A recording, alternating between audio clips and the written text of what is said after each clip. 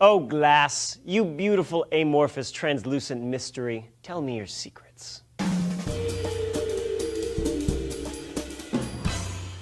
Hello everyone, Julian back again for D News. Physicists from the University of Waterloo, McMaster University, ESPCI Paris Tech, and Université Paris de Troyes all joined forces to answer a long-standing question about glass. And that question was, how does glass form? Yes, even though we've been making it for over 3,500 years, we still weren't sure how or why it formed until physicists from 4 separate institutions solved the puzzle just last month. Apparently, the answer was a lot simpler than anyone had expected, combining 2 older models for how glass molecules behaved. One is molecular crowding, that states that molecules on the surface of the glass can keep moving while the more crowded molecules on the interior can't unless the molecules around it cooperate. This cooperative movement is the second puzzle piece, and it's both helped and hindered by the weak bonds between glass molecules. Taken together, these ideas explain how glass behaves at a molecular level, and believe it or not, it's more tricky than you think. Glass isn't technically a solid, and you may have been told it's a liquid, but that's not true either.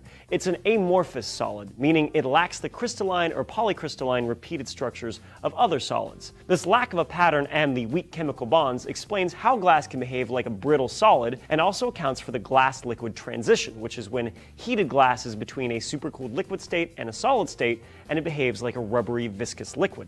You know, we're taught as children, well, the sun's a gaseous plasma, and we think, well, this is really a modern idea, you know, but actually it goes way, way back.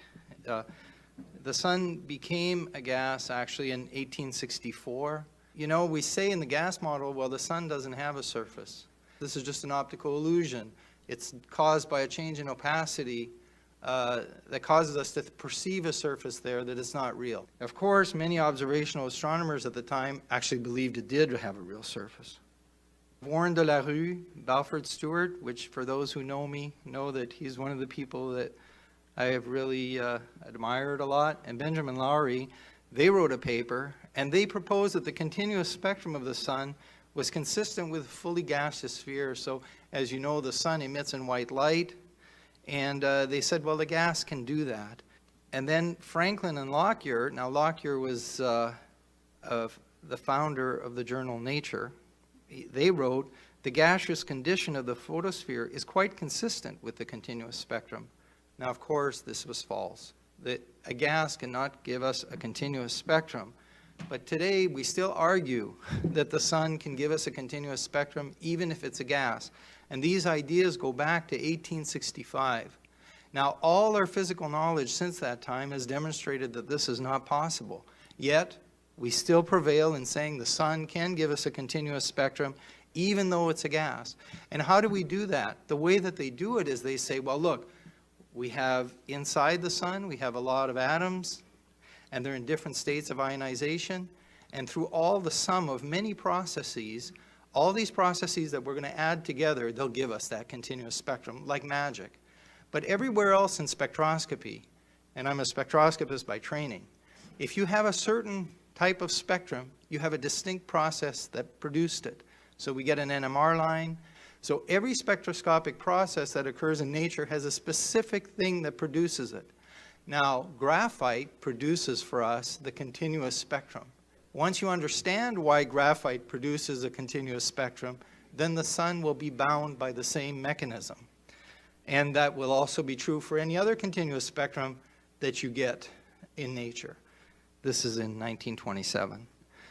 The solar atmosphere is necessarily gaseous since the pressures prevailing are known to be very low at these temperatures, except perhaps the last, there he talks about the corona at 3000, are above the temperature of volatility of even the most refractory known materials, such as carbon and tungsten. Thus, the important conclusion is indicated that the solar atmosphere, with the possible exception of the outer reaches of the corona, no known substance can permanently exist except in the gaseous state.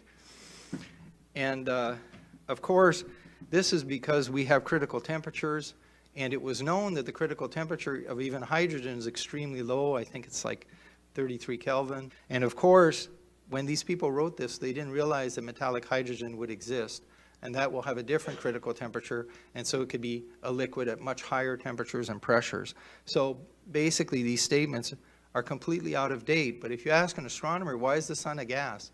Just ask them, why is the sun a gas? It's a very simple question. And they actually will not be able to answer the question except to say, well, it's too hot to be anything but a gas. If you get the sun wrong, you'll get all of astronomy wrong. From the earliest times, it has been believed and said that the heavens were not an empty space, but a solid surface. The Chaldeans and Egyptians regarded the sky as the massive cover of the world, and in India and Persia it was thought to be a metallic lid, flat or convex, or even pyramidal. Up to the 17th century, the Earth was always regarded as the center of an empty sphere with solid walls, and on this account, it was always represented with a cover. This indispensable complement, however, was eliminated upon the advent of the theory of gravitation, for convenience sake.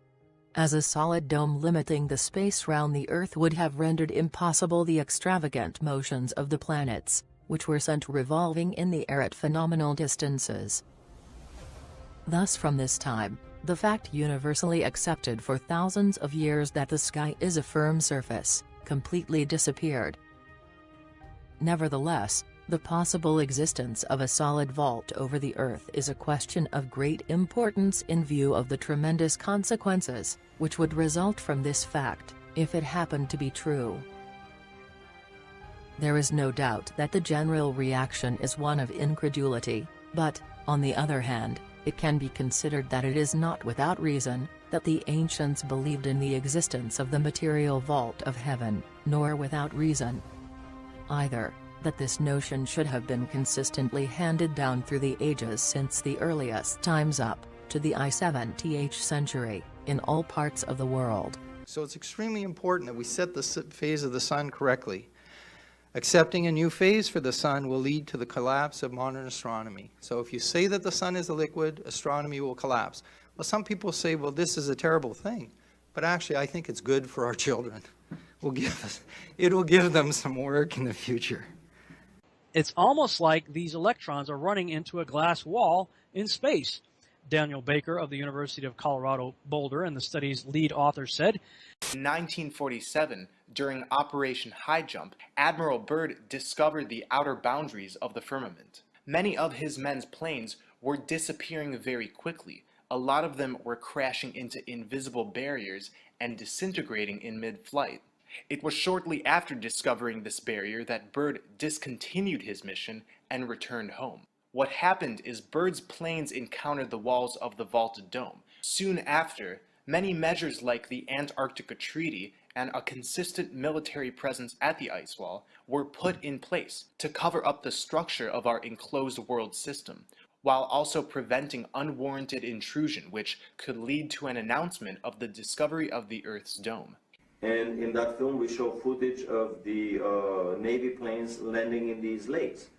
But even more so, he found, to his amazement, that his planes were disappearing very quickly. A lot of them crashed into invisible barriers and disintegrated in mid-flight. This is an indication that the Germans had already perfected the force field shields, and they were up and operational around the German colony at Neuschwabenland. somewhat like the shields created by force fields in Star Trek that were used to repel alien weapons, we are seeing an invisible shield blocking these electrons. It's an extremely puzzling phenomenon. Each star type, stellar evolution, and galactic formation has to be revisited. A liquid sun would be essentially incompressible by definition. So that means stars cannot collapse into black holes at the end of their lives. Stars don't collapse. Big Bang cosmology will be confronted with limits to maximal densities. So if the sun can't collapse, how do the stars collapse? How do you get material into nothing? There's also a problem for Eddington's proof of general relativity, because remember, and the citation is there, for Eddington, the corona could be treated as a vacuum. He had to have it as a vacuum. So we have densities there of 10 to the minus 15 grams per centimeter cube, which is, believe me, a very, very powerful vacuum. So remember that the proof of general relativity is that during an eclipse, the light of distant stars as they crossed near the sun was bent, and this became the first great proof of general relativity. But the problem is, if there's actually density in the atmosphere of the sun, in the corona, you'll have diffraction.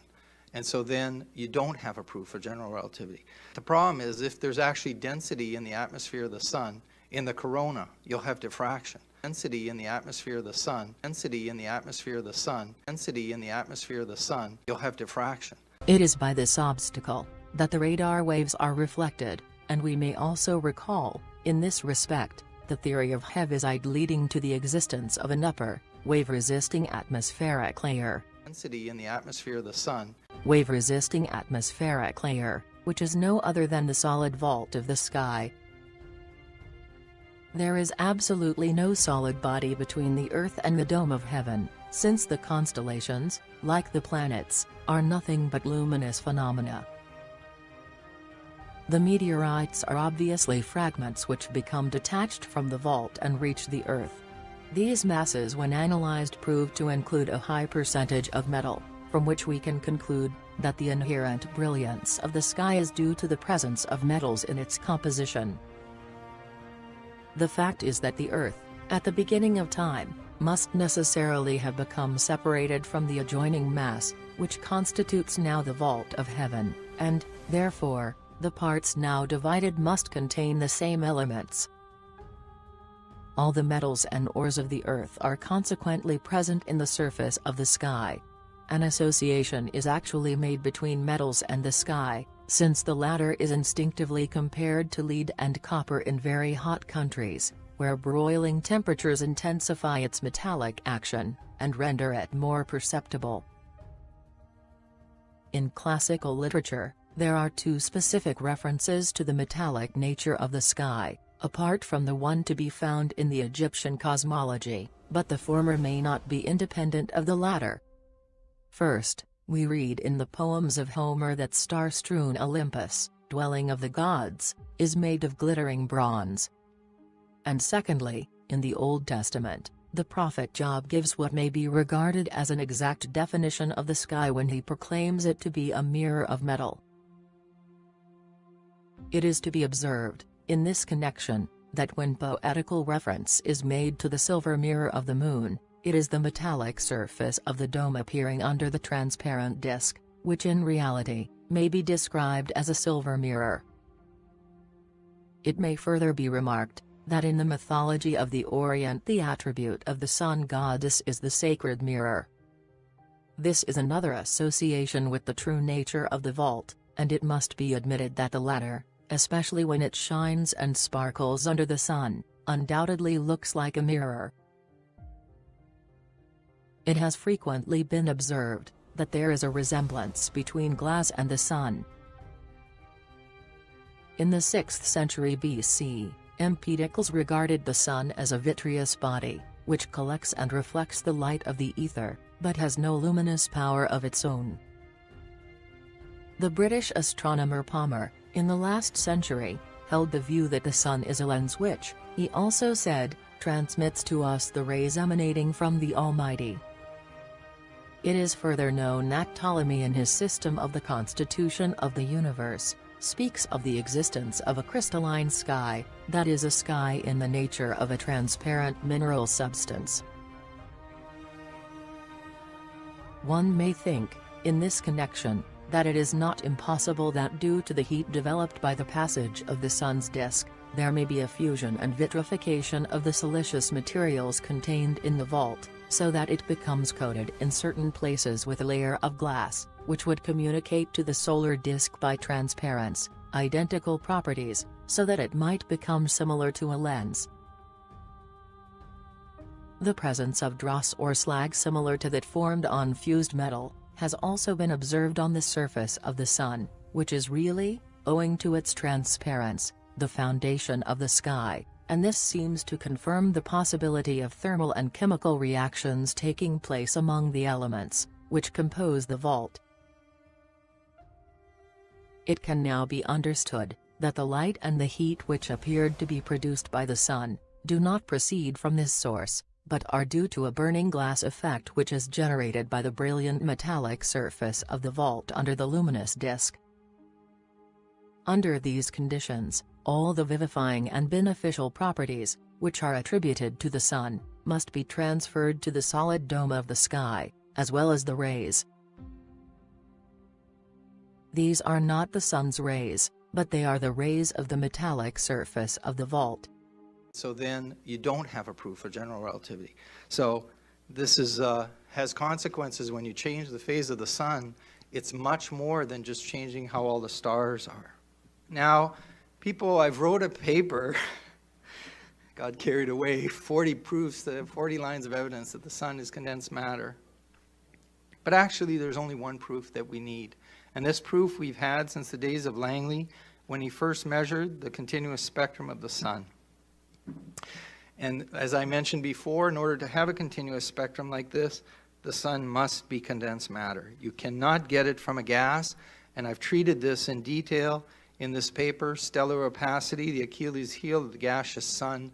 So you cannot take a whole bunch of non-thermal processes, just random spectroscopic processes, take a large sum, and then create this spectrum at every layer inside the sun, and until finally you get it on the photosphere.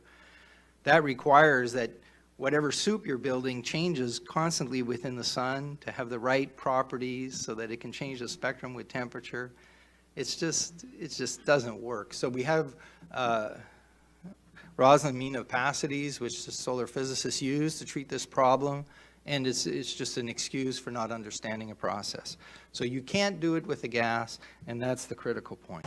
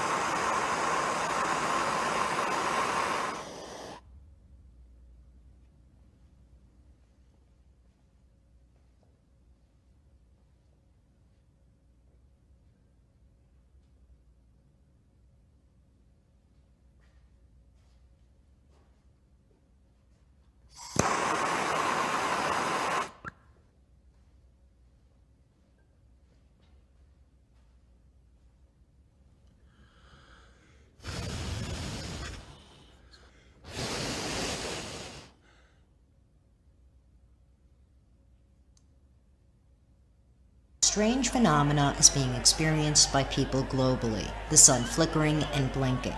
It's been likened to the flickering of a light bulb just before it burns out.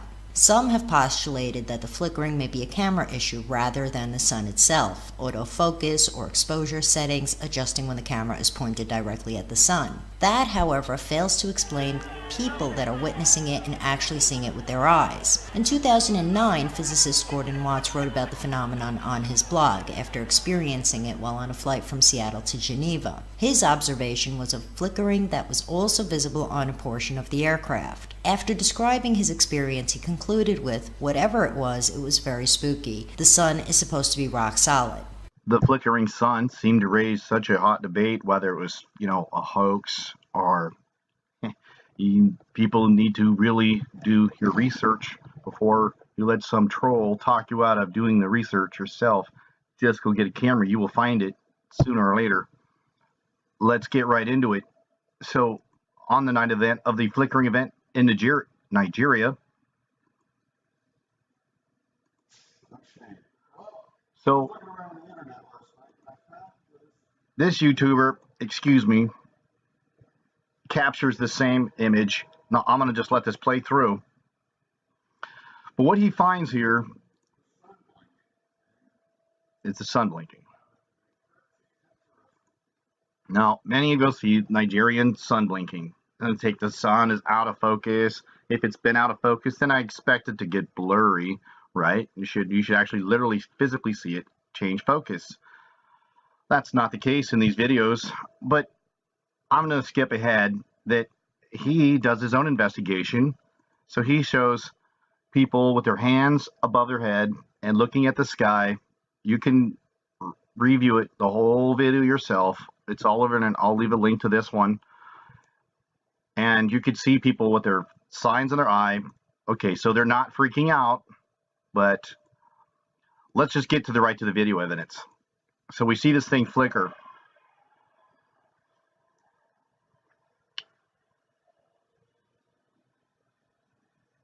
And he keeps looking at the sun. This guy puts his glasses on. And you can pause it very carefully. This got his hand in there. He's looking. It's obvious to everybody here. The whole sky is flickering. See this guy here? He's covering his eyes to look at the sun. Now, how you look at the sun. So he records it himself. I believe it was at the same time. Let's watch what he had to show. Here we go.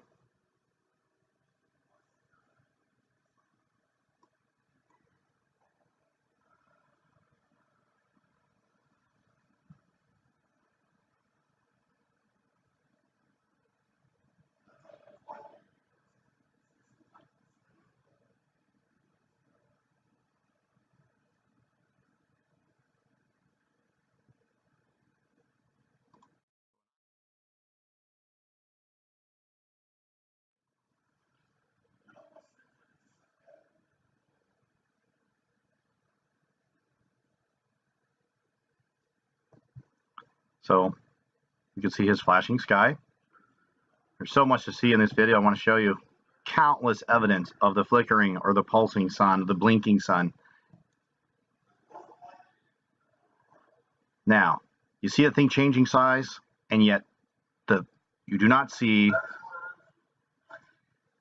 in the distance. If he was using autofocus, then this should lose focus. The leaves are crystal clear in the background, and it still pulses.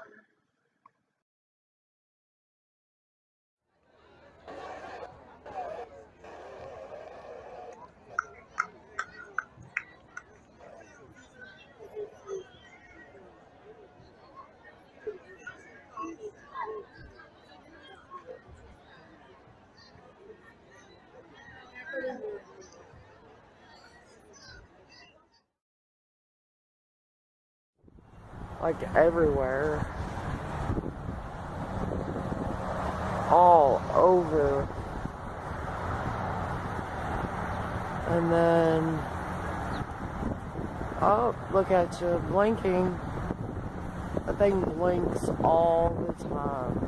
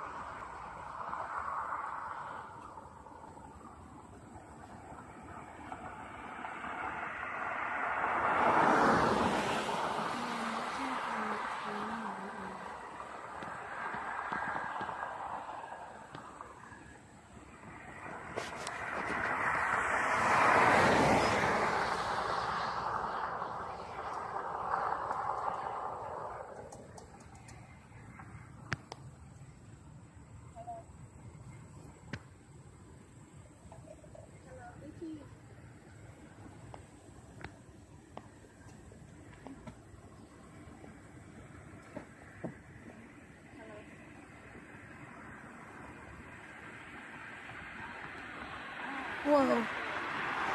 What the heck?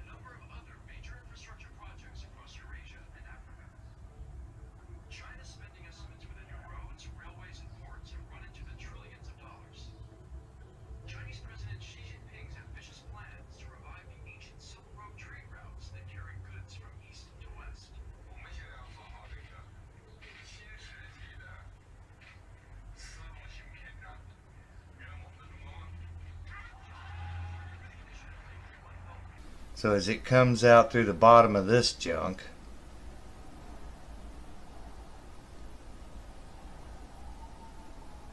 sunny side up, let's see what happens. Let's just by itself.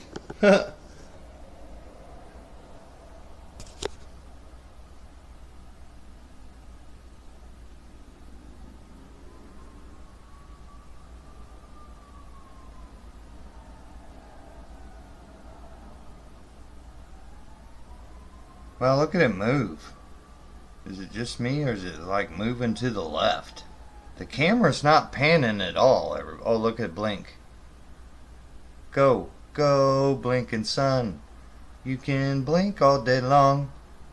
Go, blinking sun. You can do it.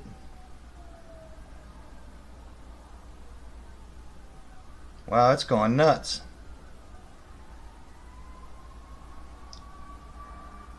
So what is happening with our sun? In 2012, it was reported that a huge portion of our sun had flown off and was hurtling towards Earth. While coronal holes are not unusual, something as large as this is unusual. Almost 2/3 of the sun was missing. When looking at the image, it's absolutely startling. Many say, well, that's just what it looks like through a filter, as if that would negate the fact that a large portion of the sun is gone.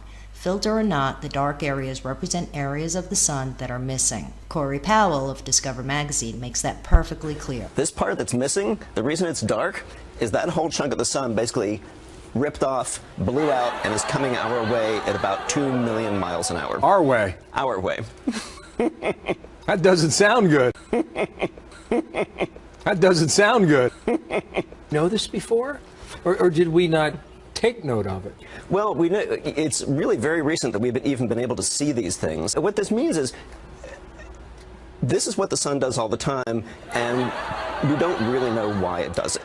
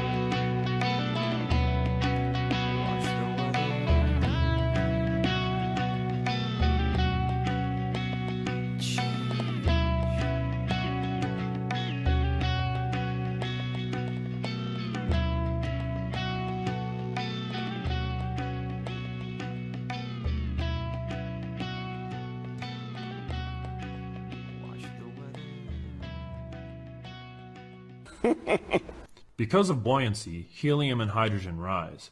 Therefore, there is a tremendous amount of those elements in the stratosphere. There is the ozone layer filled with O3, oxygen, and there is the magnetosphere. The magnetosphere can ionize the air, and obviously a magnet can have a profound effect on light. This effect is called the Faraday effect. It's where the polarization of light is rotated while it travels through transparent materials. There are many lab experiments to show electromagnetic effects on light. Also, this is a field that requires a lot more study. Some scientists say that magnets don't affect light, but consider that light is moving at extreme speeds. So a single magnet may not be too noticeable. However, a giant magnetic field, such as the Earth's field, can certainly affect light. As you can see, buoyancy absolutely must separate the elements of greater densities. This means that NASA is clearly not telling us the truth about the elements contained in the stratosphere, and they are probably not telling the truth about the air pressure there either. When hydrogen and helium rise, they obviously do not disappear. No, they settle at the top and they stay there. It is almost unbelievable to say that nitrogen is the most common element in the sky when there is so much helium and hydrogen rising. Not to mention other combinations thereof. Take a look at our buoyancy diagram. This is what we call a density gradient. The cutoff lines are actually pretty clear. Let's take a look at a density gradient in a laboratory. Here we can see that the light is bent downwards and then it is bent upwards. In fact, they even split the beam of light and recombine it later. Pretty amazing, right? Still not convinced? Take a look at this clip from the North Pole sun mirage. They see the sun during a time of the year where it should have been impossible. It may be due to the magnetic pole or some other refractive phenomenon. There have been many experiments to show how light can bend up or down in our atmosphere. Over the water, it would be more probable that light bends downwards very slightly near the ocean line as light descends. This is because, as you get closer to the water, the amount of water particles increase. This increase in density causes light to go from a refractive medium to an even more refractive medium. This is called Snell's law. This could add to the list of possible causes for cities to get cut off at the bottom over the waterline. So we can see that hydrogen is 4 times more refractive than helium, and lucky for us, hydrogen is more buoyant.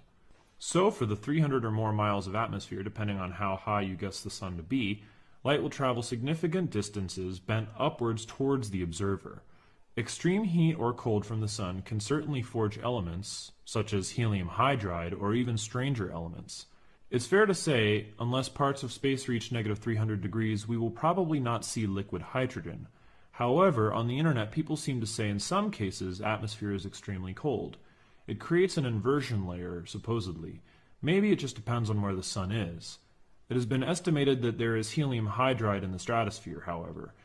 Now, if we consider that hydrogen is above helium, this element will form a nice little lens compounding the amount of refraction that the light experiences. Even a thin layer would be significant. Imagine the light passing through hundreds of tiny little lenses. In order for helium hydride to exist, it must be in an excited state, and I think the tremendous heat of the stratosphere would be a good catalyst for this.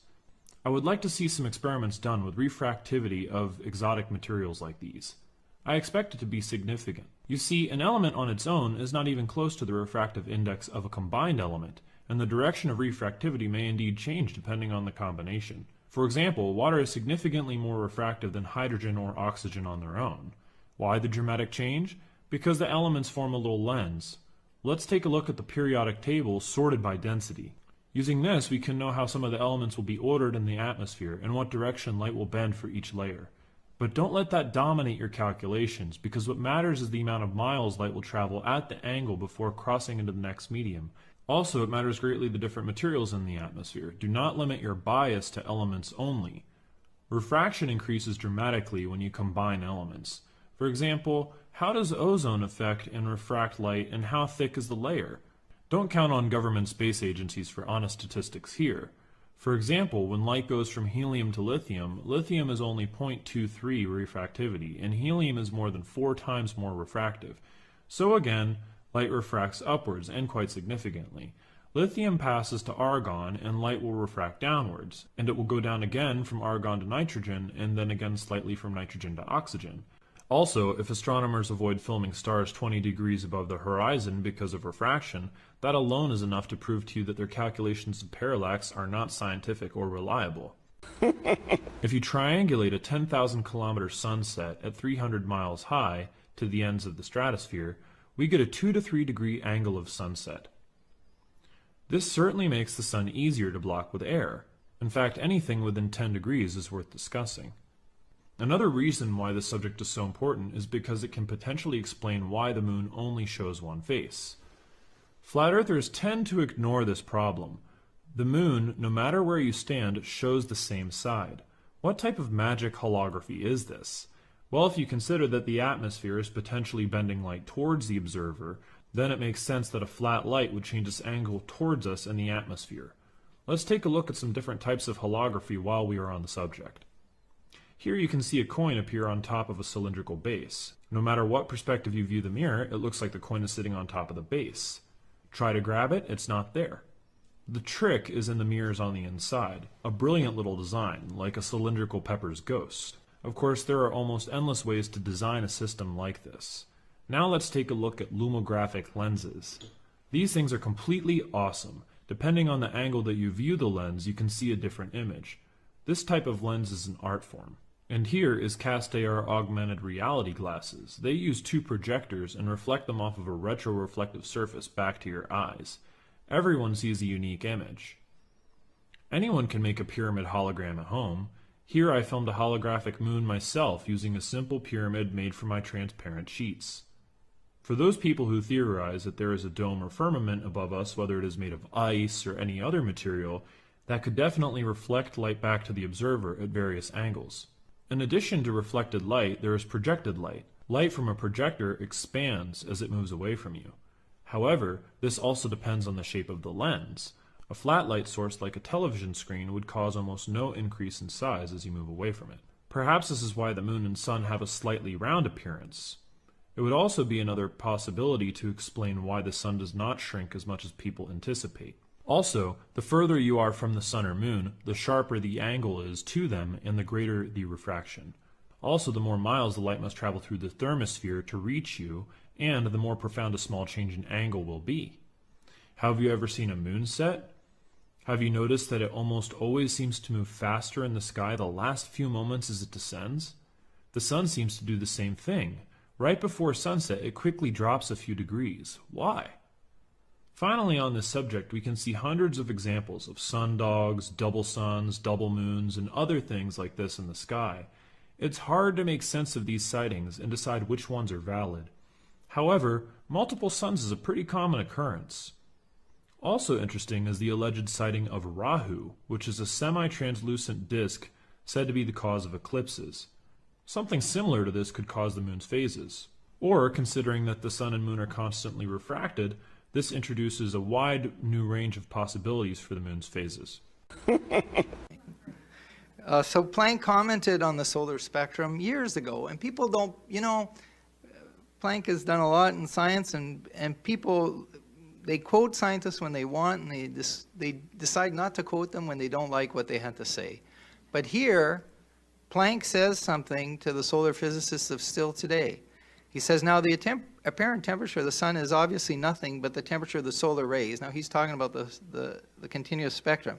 Depending entirely on the nature of the rays, and hence a property of the rays and not of a property of the sun itself. So he's telling you, this is not a property of the sun here. Therefore, it would be not only more convenient, but also more correct to apply this notation directly, instead of speaking of a fictitious temperature of the sun, which can be made to have meaning only by the introduction of an assumption that does not hold in reality. So Planck knows that in order to get a valid temperature, you have to follow the laws of emission. And those laws require certain things. You can't have convection. You can't have conduction. Now, is there convection on the sun? Well, clearly there is. Carrington showed us that there was convection a long time ago, right? We see the sunspots going around. The sun has convection currents. So that forbids you from taking a temperature. So that's against the laws of emission. You have to have enclosure, thermal equilibrium with a rigid enclosure. The sun never meets that requirement.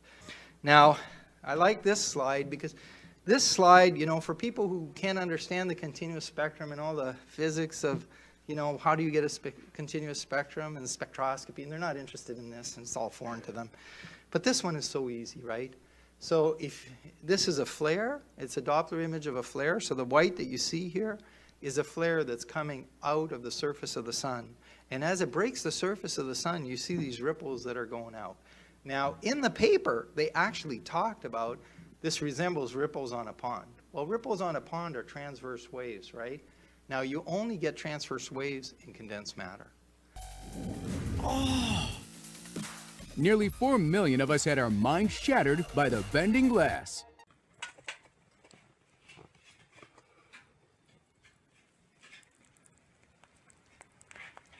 Ore is nicer than aluminum. Oh yeah, it's a lot smoother than aluminum. It is boiling and bubbling though like crazy. Of course, this is a pre-burned hole already. We already poured aluminum or aluminium or whatever you want to call it in there. I am not English. It is aluminum. It's kind of forming like a crystallized layer. Come here, come here. Bring the camera. Come in close, everybody. Let's just talk about this here. It's kind of got a crystal layer up on the top there. It does. Kind of weird. It didn't catch fire like I expected it to. No, it didn't catch fire at all. Which I'm not sure if that's just because it's the salt or was it pre-burnt maybe? Yeah, maybe. It's kind of bubbling up there. No, there's still more in the ladle, right? Yeah, there is still more in the ladle. Now, you only get transverse waves in condensed matter. Oh! So once you have a transverse wave, gases can only sustain longitudinal waves. It is boiling and bubbling though like crazy. I have the large spot Fresnel lens set up. Right now we are working on a rock. What I've done is placed a rock under there and we're making backyard lava or obsidian. It is a black glass-like structure that usually only occurs around volcanoes.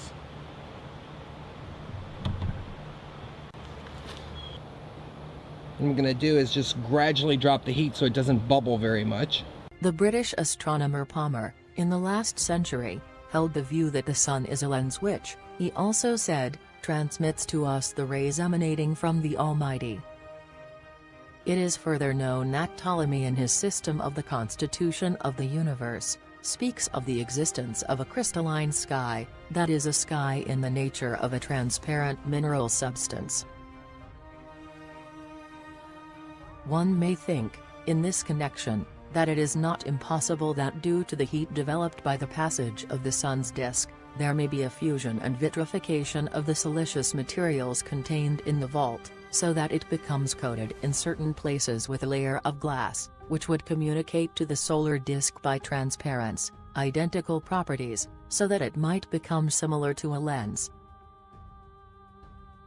The presence of dross or slag similar to that formed on fused metal, has also been observed on the surface of the sun, which is really, owing to its transparence, the foundation of the sky, and this seems to confirm the possibility of thermal and chemical reactions taking place among the elements, which compose the vault.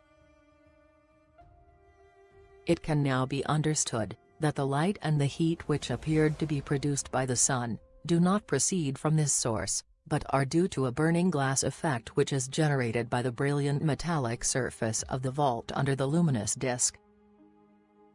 Under these conditions, all the vivifying and beneficial properties, which are attributed to the sun, must be transferred to the solid dome of the sky, as well as the rays.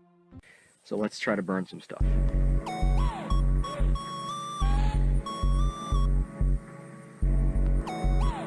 And we got instant fire.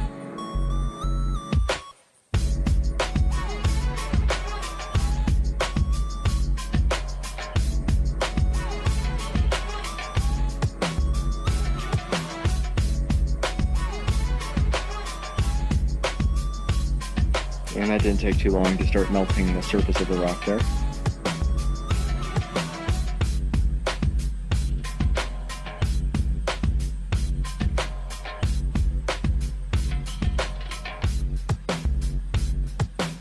There it is.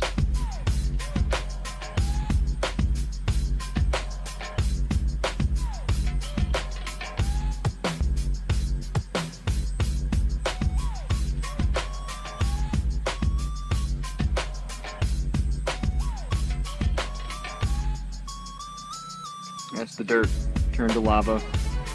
This nail, it's actually welded to the rock now.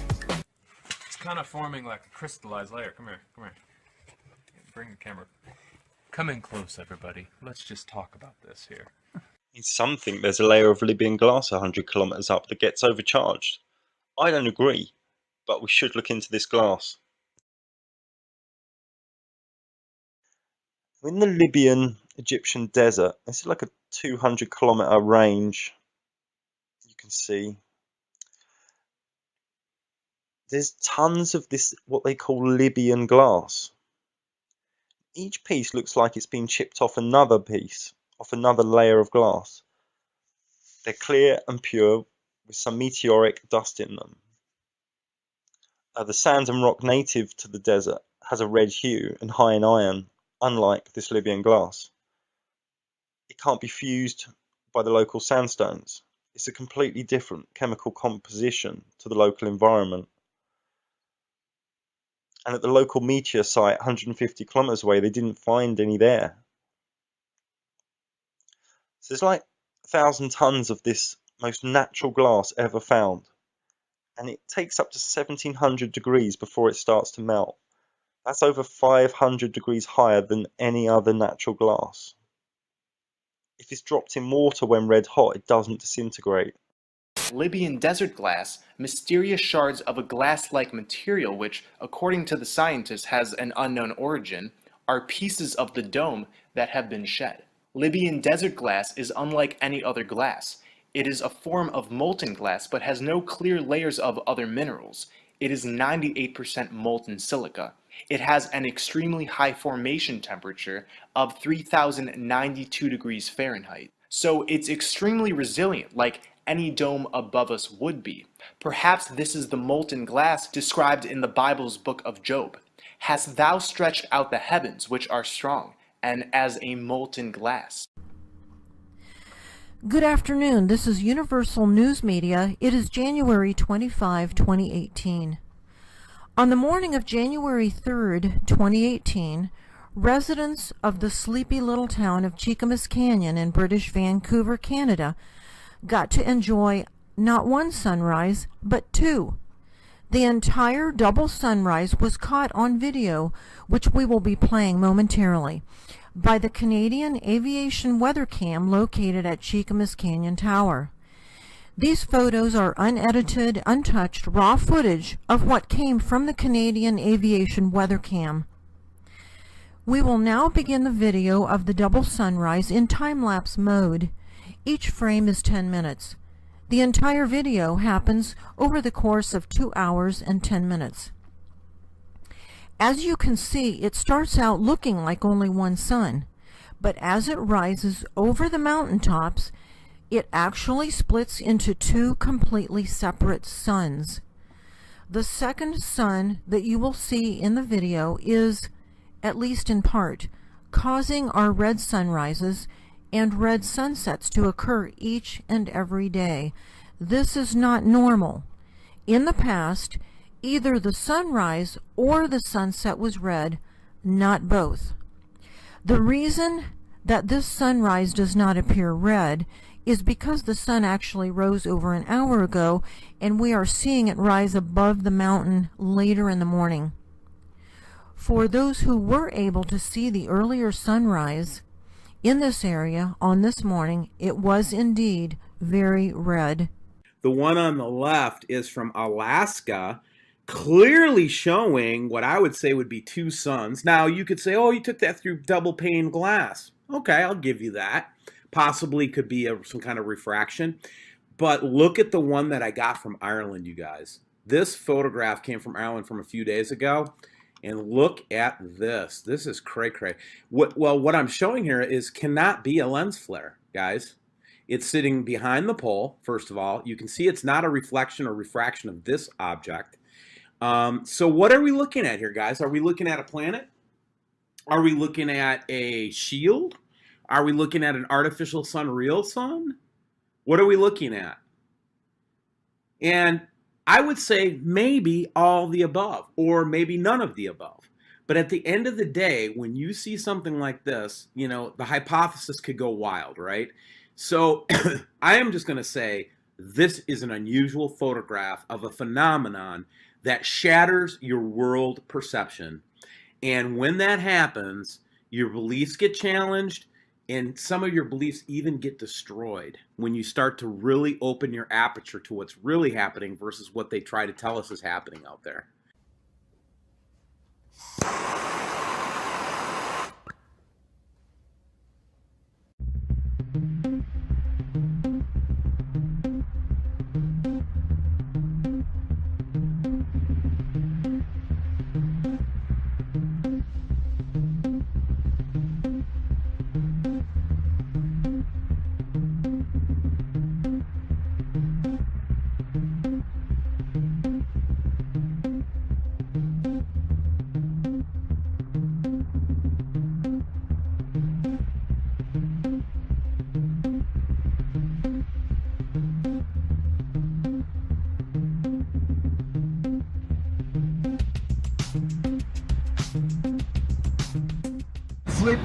Flip.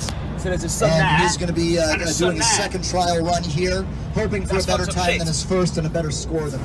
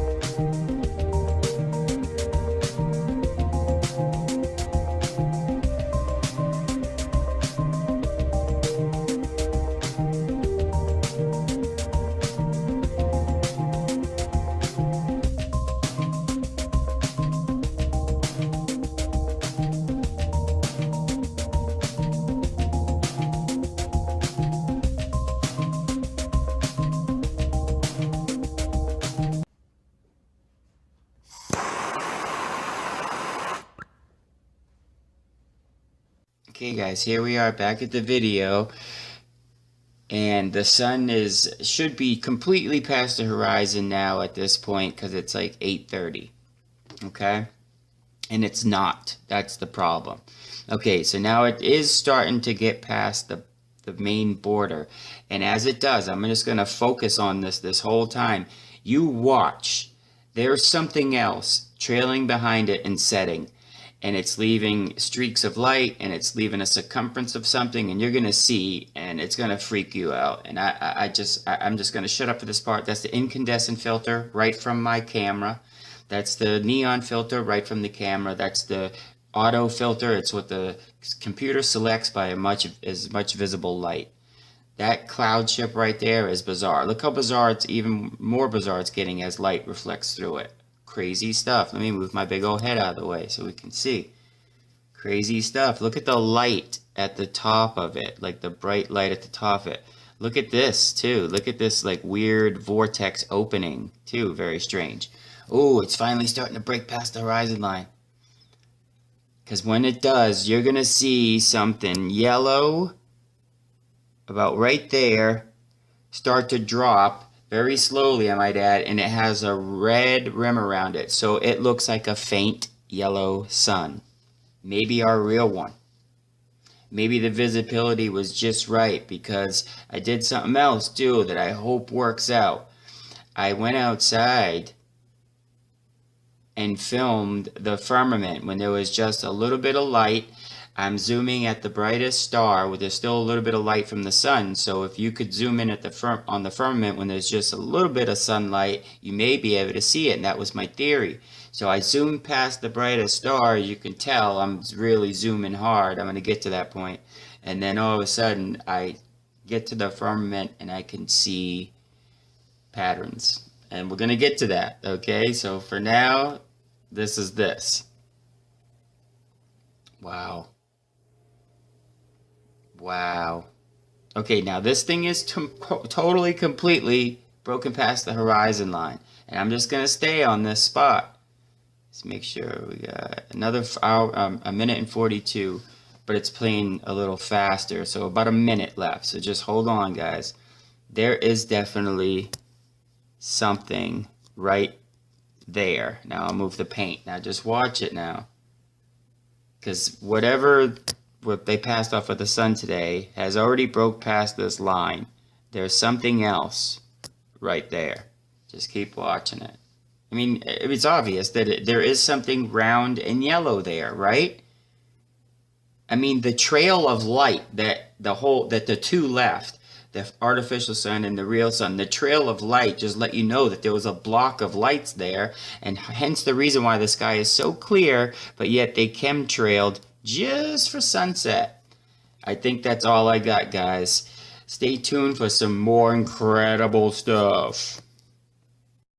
Okay guys, here comes the star. That's Sirius, okay? Let you know that I have the capability of zooming deep into stars, which means with the right light I can zoom into the firmament, and that's what I do. I go past this star right here. Look at that. I went past the star, turned up the brightness, and there's the texture of the firmament. And I even zoom even deeper and keep the star in frame. There's the star to the left. Here's the deeper texture of the firmament. Can you believe this, guys? There's the firmament, raw deal. Amazing. Not only did we get a secondary light source setting, but as the sky was still bright from a sunset that should have set a half hour before, I said, what the heck? I got my telephoto camera that can zoom 160 times its normal visual. I show you I'm zooming in at a star, and then I start zooming past the star, leaving part of the star in frame, and you can see texture of the firmament. I finally got it, and what I was waiting for was a day where there was no clouds and great visibility. I watched the news broadcast. I waited and I waited and I waited till finally I could use that telephoto camera towards something positive, which is finding the firmament. And I'm glad you guys stuck around for it. So this image is enough, as a child can easily tell us the sun is not a gas once you see this image. So I was going to talk about Kirchhoff's law because actually you can't really understand the sun without dealing with the problem of Kirchhoff. It's important to remember that a proper understanding of black body radiation is important as it touches virtually all aspects of physics, from the study of condensed matter to the understanding of noise power and MRI, which got me into this mess in the first place, to fundamental astronomy, to setting the temperatures of the sun using thermal spectra. So it's extremely important. This law is old and it has huge implications in physics. But the problem is that the law is not valid. It has no experimental proof. When Kirchhoff wrote the paper, it was all theoretical. There was no theoretical proof of what he was, there was no experimental proof of what he was saying. But a law of physics can only come from experimental proof. Kirchhoff had none. Such proof doesn't exist today. But a further problem for physics is that the theoretical proofs are invalid. There are no theoretical proofs of Kirchhoff's law. So last year, along with Steve Crothers, we went over Planck's proof of Kirchhoff's law, and we discovered that to arrive at Kirchhoff's law, Max Planck inferred that the reflectivities of two arbitrary materials were equal. So if you look at his book, which is cited here below, his equation 40 is that the reflectivity of one arbitrary material is equal to the reflectivity of another. And that's a complete violation of all of known physics. The reason that we see colors is because reflectivities are not equal. They're never equal. The reflectivities of two arbitrary materials are never equal. So Planck could never properly arrive at this equation, but nobody caught him on it. This equation has been sitting in an important physics book for 100 years. Everyone can understand it, right? It's just A equals A prime. It's the same thing, or R equals R prime. These two reflectivities of two arbitrary materials are equal. Planck tells us the reflectivities of all arbitrary materials are equal. That's a violation of all of known physics. Now, in Planck's world, what does this mean? In Planck's world, there are no colors. In Planck's world, there are no colors. Even though we have polarization of the sun through something, so that you only need one polarizer to make a rainbow when you can't do it in your house with a natural light in your house. It's kind of funny, actually. So there's like a lot of things that don't make sense. There obviously has to be something above us, some sort of dome, for there to be a rainbow with just one polarizer, raindrops. If you take raindrops and you take mist and spray it in your house with just a normal light in your house, like a light bulb, you won't get a rainbow unless you're looking through a mirror, because the mirror is the second polarizer. You have to have some sort of crystalline structures above us for there to be polarized light coming in. Okay. So I mean, all these things don't make sense. You wouldn't have radio transmissions in 1915 without satellites if we're on a convex ball. Okay. And I just covered the rainbows and halos and all that. Halos, you can see them often at nighttime. Just go look up at the moon, and you'll sometimes see a halo around it. What it is there's crystals high up in the atmosphere, frozen crystals, and it's not them alone that makes that halo effect. Okay, it takes two polarizers to make any type of rainbow or halo effect, and they just don't tell you that in school. They don't tell you that stuff, because then you'd be like, well, what's the other thing causing it? And they don't want you to ask those type of questions. So this is where physics has taken us to this date. Because of Kirchhoff's law, Planck's equation has never been linked to the physical world. It's a little complicated to understand, but every equation in physics has to be linked to an underlying mechanism. There has to be a physical cause. But Planck was never able to link his equation because, according to Kirchhoff, the means of generating the black body spectrum was independent of the nature of the walls. It didn't matter what the box was made out of. So Planck was never able to make a link. And this is a huge reason why astronomy is so messed up today. Planck's violation of the laws of reflectivity. And then also the fact that Kirchhoff tried to tell us that without experiment, that his law was valid. How do you make a law of physics without any experiments to prove it, prove it, prove it?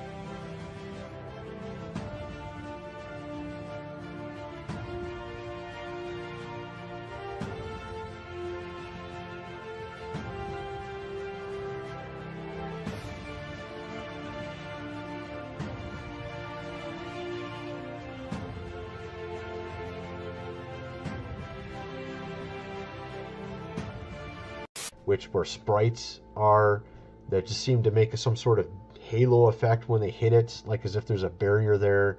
Why do radio transmissions bounce off it? Well, it's because it's a different atmosphere. It doesn't really make sense. Why does it actually look like there's something physically there? Now, mainstream science says sprites are plasma discharge events, said to do with the vacuum of space connecting with our atmosphere. But, as many flat earthers know, there is no space. Prove it. Prove it. It reaches altitude, hits the firmament, boom, starts curving, turns around and falls. Prove it. Prove it. Because this is where the magic happens. So now, when I take my torch and shine it into the half of the mirror that's underwater, and on this card that I've placed here, you get the rainbow. How cool is that? Prove it. Now, of course, when debunking science, expect to see some deceptions. There's a video circulating on YouTube which seemingly demonstrates a rainbow being reproduced indoors. Now, as we've already seen, rainbows require a second reflector. In the case of this video, the second reflector is the giant puddle and metal plate on the ground.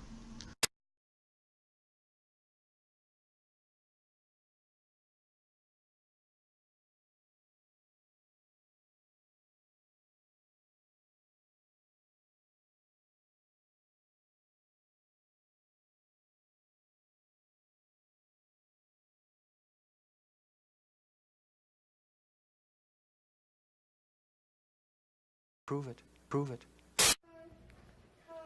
All right, so this is Indoor Rainbow, take 4. We had some flat earthers who disagreed a little bit with my setup, so I'm going to run the video through again, this time without the metal pan, which was on the floor. I had a metal pan underneath there before, and somebody said it might be reflecting, so we're not going to have that there anymore.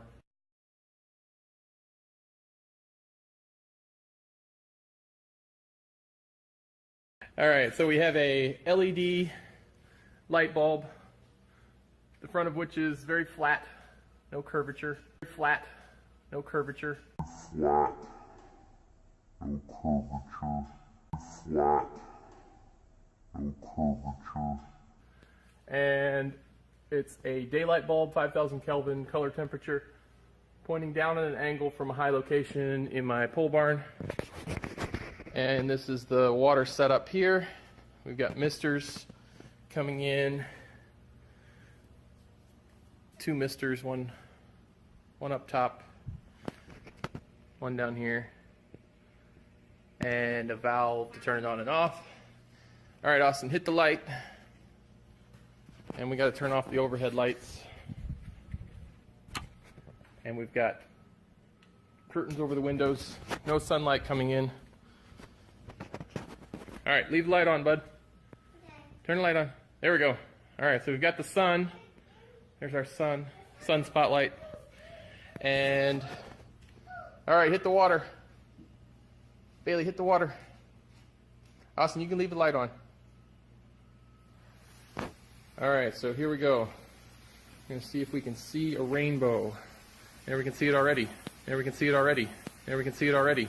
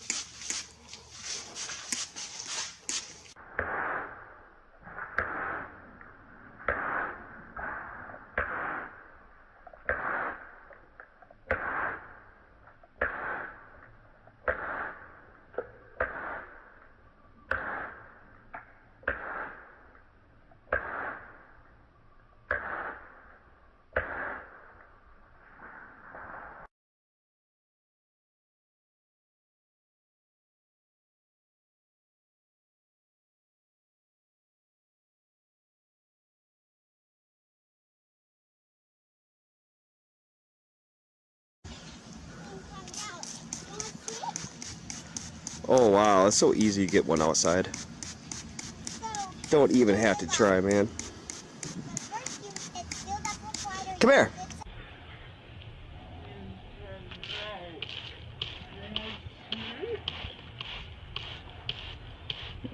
Oh wow, it's so easy to get one outside.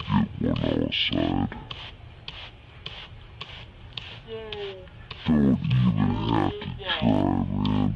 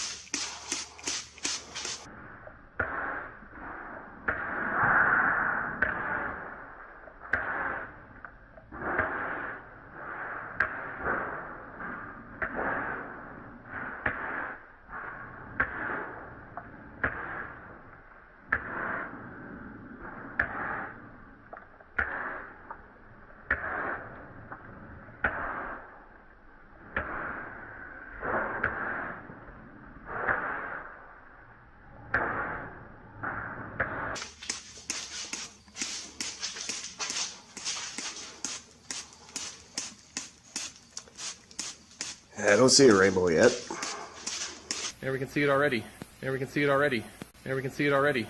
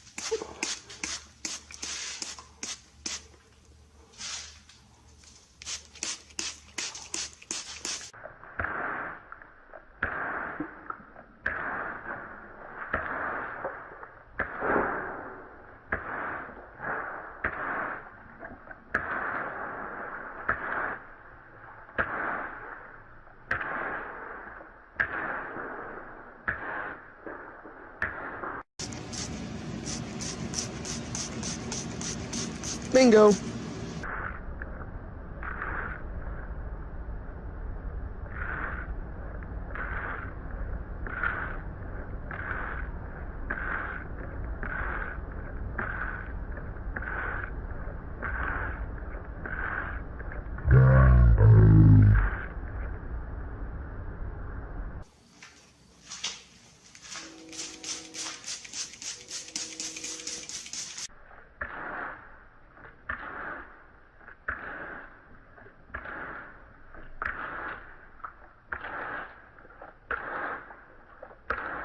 In Planck's world, there are no colors. This is where the magic happens. Oh wow, it's so easy to get one outside. Don't even have to try, man. In the end, Kirchhoff's law of thermal emission is not valid as it has no experimental or theoretical proof. As a result, the foundation of the gaseous sun collapses.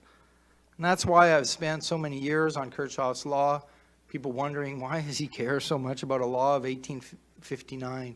And that's the reason, because now let's say, just look at your own lives. If there was a law that said, well, if you're British and you come and drive in the United States, you're not allowed to drive on the right.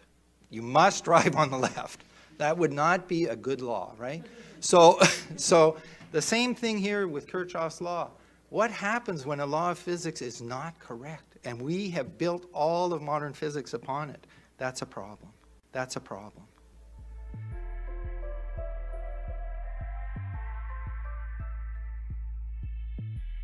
Fishbowl was part of Operation Dominic.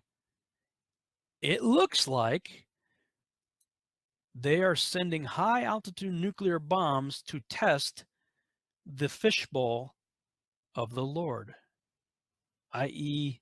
the firmament. Yeah, this is definitely one of those things to make you go, In the exact same time period, Russia is also testing the dome. The Soviet Union's K project was a group of 5 nuclear tests conducted in 1961-62. They were all high-altitude tests fired by missiles of the Kasputin Yar launch site in Russia. A variety of instrumentation to collect effects data was set up for Fishbowl. All in all, of the 266 Fishbowl instrument stations, 156 were on land, while 10 ships housed 80 separate project stations. 15 test aircraft carried the other 30 stations. Refraction effects from a nuclear burst are of concern in the high-precision target tracking of ICBMs in the terminal phase, involving a rapid fluctuation in the apparent angle of arrival of returning radar pulses. It was present on all events, but most pronounced on bluegill and kingfish.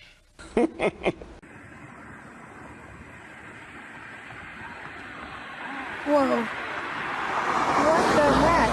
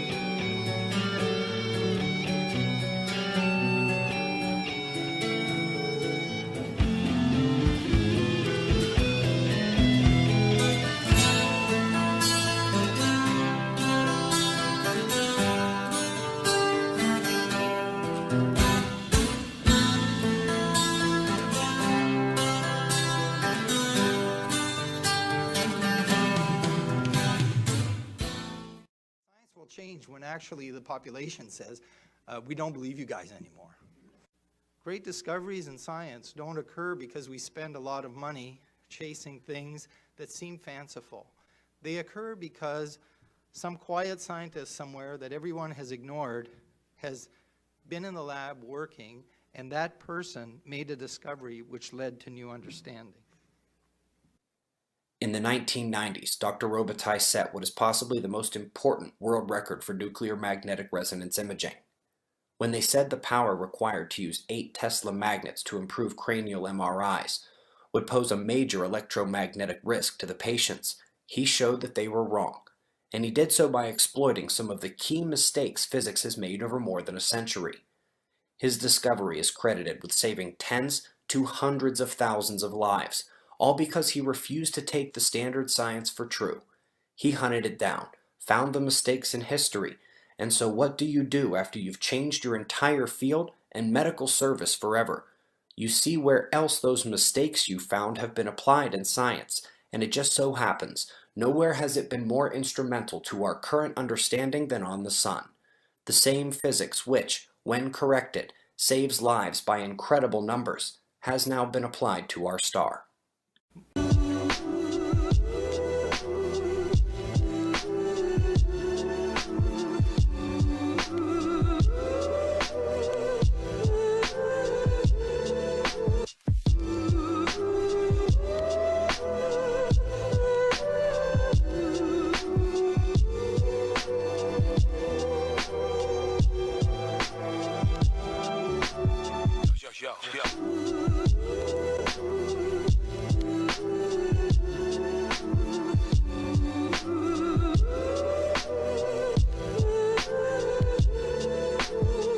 This is definitely one of those things to make you go,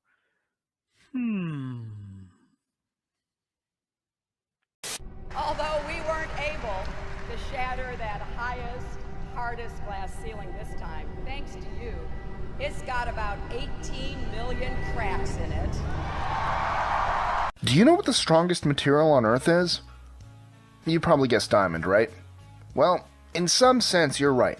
It is commonly referred to as the hardest natural substance on Earth, but as with most things, this answer is vastly oversimplified. First, hardness, and strength, is not a single property. Materials can be very strong in one way, but not another. Some resist scratching better, while others can absorb force better. And then there are new synthetic materials that combine many of these properties. So let's get to it. I'm Mike with List 25, and these are the 25 strongest materials known to man.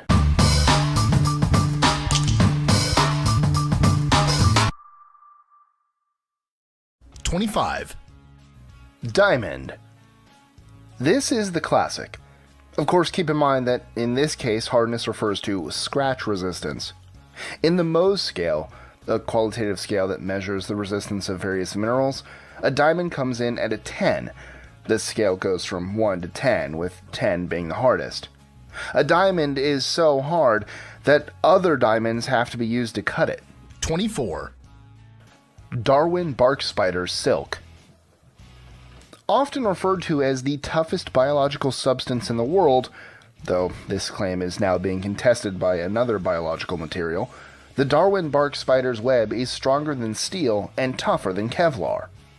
Equally as remarkable is its weight. A strand long enough to encircle the Earth's diameter would only weigh half a kilogram. 23. Aerographite. This synthetic foam is one of the lightest structural materials in the world. It's about 75 times lighter than styrofoam, but a lot stronger. This material can be compressed to a 30th of its original size without any damage to its structure. Another way of looking at it, aerographite can carry up to 40,000 times its own weight. 22. Palladium microalloy glass. Developed by scientists in California, this substance has almost the perfect combination of toughness and strength. The reason for this is that its chemical structure counteracts the brittleness of glass, but still maintains its strength. 21. Tungsten carbide. Tungsten carbide is incredibly hard and has really good yield strength, but it's quite brittle when it's bent or smashed. 20. Silicon carbide. This is the basic material used in battle tanks. Actually, it's used in almost anything that deflects bullets, grinds, or refracts. It has a Mohs hardness rating of 9 and also a low thermal expansion. 19. Cubic boron nitride. Roughly as strong as diamond, cubic boron nitride has one major advantage. It's insoluble in nickel and iron at high temperatures. For this reason, it can be used to machine those elements. Diamond forms nitride with iron and nickel at high temperatures. 18. Dyneema. It has been claimed to be the strongest fiber in the world.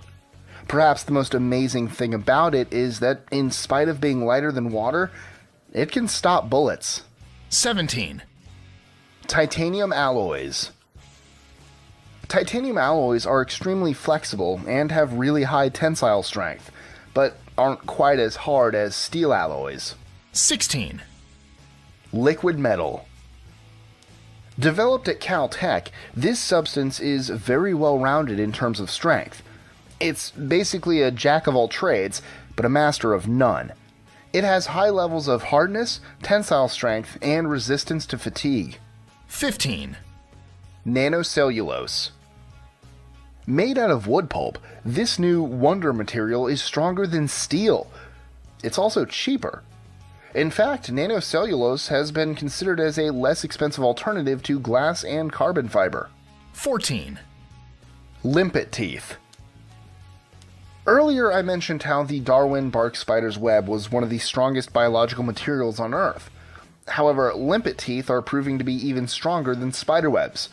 The teeth of limpets, aquatic snails, are extremely tough. They need to be, because they're used to remove algae from rock surfaces. Scientists believe that in the future we could copy the fibrous structure of limpet teeth and use it in cars, boats, and even aircrafts. 13. Maraging steel. This substance combines extreme strength and toughness without losing malleability. It finds many uses in aerospace and tooling technologies. 12. Osmium. An extremely dense element, osmium is used for things that require a high level of durability and hardness. Electrical contacts, fountain tip pens, etc. 11. Kevlar. Used in everything from drum heads to bulletproof vests, Kevlar is almost synonymous with hardness. Kevlar is a type of plastic that has extremely high tensile strength. In fact, its tensile strength is roughly 8 times that of a steel wire. It can also withstand temperatures of around 450 degrees Celsius. 10. Spectra. High-performance polyethylene is basically really strong plastic.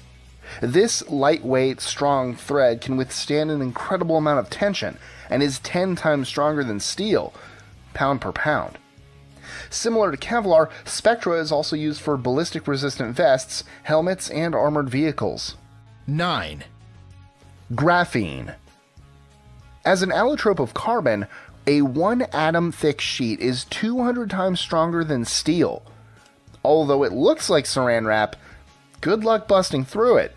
You'd have to balance a school bus on top of a pencil on top of the graphene in order to poke a hole in the sheet. 8. Bucky paper. This nanotechnology is made of carbon tubes that are 50,000 times thinner than human hair. This explains why it's 10 times lighter than steel, but 500 times stronger. 7. Metallic microlattice. The world's lightest material, metallic microlattice is also one of the lightest structural materials on Earth. Some claim that it's 100 times lighter than styrofoam. As a synthetic and porous, yet extremely strong material, it has uses in many fields of engineering. Boeing is mentioned using it in the fabrication of planes, mainly in the flooring, seat frames, and walls. 6. Carbon nanotubes. Carbon nanotubes, CNTs, are, in simple terms, seamless cylindrical hollow fibers that are made up of a single sheet of pure graphite. The result is an extremely light material. At the nanoscale, carbon nanotubes have exhibited strengths of 200 times that of steel. 5. Aerographene. Also known as graphene aerogel, imagine the toughness of graphene combined with unimaginable lightness. You can't imagine it, can you? Well, let me make it even more unimaginable. It's 7 times lighter than air. This incredible material can recover completely after more than 90% compression and can absorb up to 900 times its own weight in oil. There's hope that this material could be used to mop up oil spills. 4. As of yet unnamed substance under development at MIT. As of this recording, scientists at MIT believe they have found the secret to maximizing graphene's 2-dimensional strength in 3 dimensions. Their, as of yet unnamed substance, may have roughly 5% the density of steel, but 10 times the strength. 3. Carbine. In spite of being just a single chain of atoms, carbine has twice the tensile strength of graphene and 3 times the stiffness of diamond. 2. Wurtzite boron nitride. This natural substance is produced under the intensity of volcanic explosions and is 18% harder than diamond. It's one of the only 2 naturally occurring substances that have recently been found to exceed diamonds in terms of hardness. The problem is that there isn't much of this substance out there, and it's hard to actually test it. 1. Lonsdaleite. Also known as hexagonal diamond, this substance is also made of carbon atoms, but they're just arranged differently. Along with wurtzite boron nitride, it's one of 2 natural substances that are harder than diamond. In fact, it's 58% harder. As with the previous substance, however, it's in relatively short supply. It's sometimes formed when meteorites containing graphite impact the Earth. Prove it. Prove it.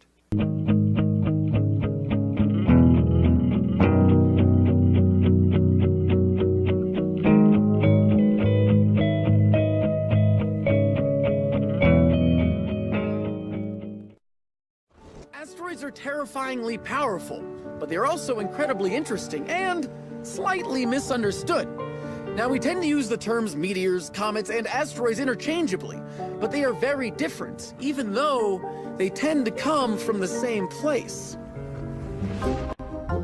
An asteroid is a relatively small rocky body that orbits the sun. A comet is a relatively small object whose ice can vaporize from the heat of the sun, forming what we sometimes see as that trail of dust and gas behind it. A meteoroid is a small piece of comet or asteroid. A meteor is the light phenomena from when a meteoroid enters our atmosphere and vaporizes. And a meteorite is what survives coming through our atmosphere and subsequently crashes into Earth's surface. Scientists estimate that the kind of meteorite they did here in Arizona happens every 300 years. And actually, asteroids coming to our atmosphere is quite common. Every other week, a 3-foot diameter asteroid comes to our Earth, hits the atmosphere, and then burns up. A car-sized one comes about once a year, breaks apart, and forms bolides, the technical term for fireballs. Really, any asteroid 82 feet in diameter or less won't make it to the surface. Sometimes they come close, though, like in February 2013 in Russia. The giant fireball, or super bolide, was estimated to be 59 feet wide. Luckily, it broke apart before hitting our surface, but it was still able to blow out windows and injure over 1,000 people.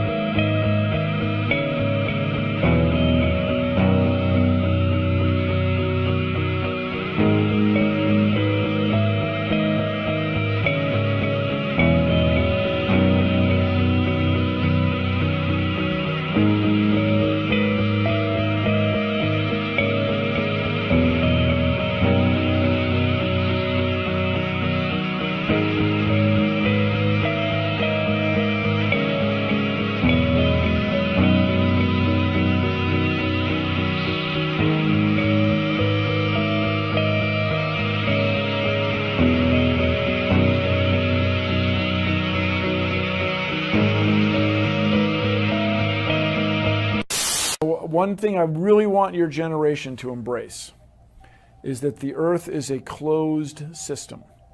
We cannot leave the Earth. There's no place to go. The Earth is a closed system. The Earth is a closed system. We cannot leave the Earth. We cannot leave the Earth. We cannot leave the Earth.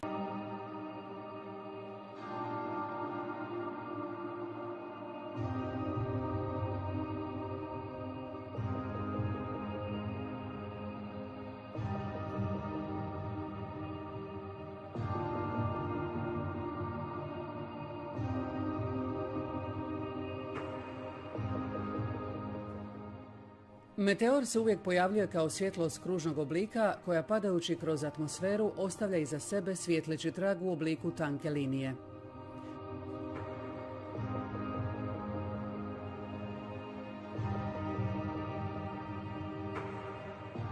Prilikom pada, glava meteora se povećava, širi i pojačano svijetli, potom ekspandira u veliki sjajni bljesak. Na kraju se meteor potroši, raspadne na nekoliko manjih dijelova koji odmah nestaju ne dodirujući tlo. Meteori se najčešće pojavljuju na visinama od 90 do 150 km. Nikada nije zabilježeno da je i jedan meteor pao na tlo, a visina nestajanja meteora događa se obično na visinama od 40 do 60 km.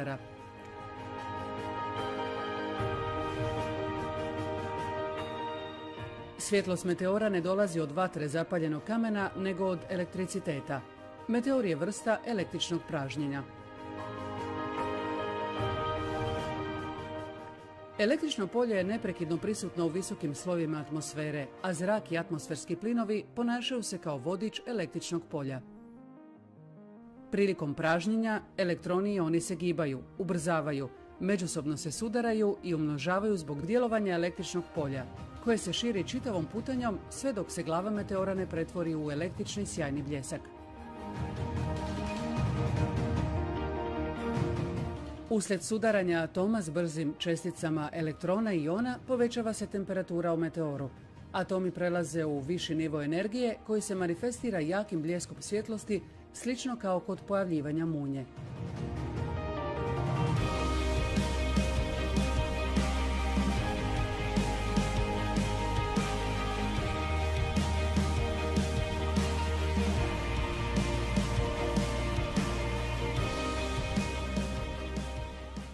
Meteor se raspada zbog smanjene provodljivosti na nižim gušćim slojevima atmosfere. Utvrđeno je da se s padom visine smanjuje broj pozitivnih iona u atmosferi i naglo opada jakost zemljinog električnog polja.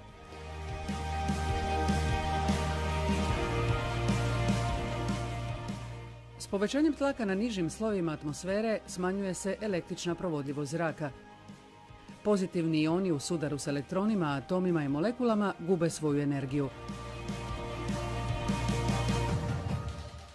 Povezuju se u električki neutralne atome i nakon kratkog pobuđenog stanja atom se vraća u osnovno niže energetsko stanje. Putanja pada meteora je dijagonalna, pojava meteora je iznenadna, najčešće nečujna, ali ponekad se prolaskom meteora čuje parajući, krskajući zvuk sličan grmljavini.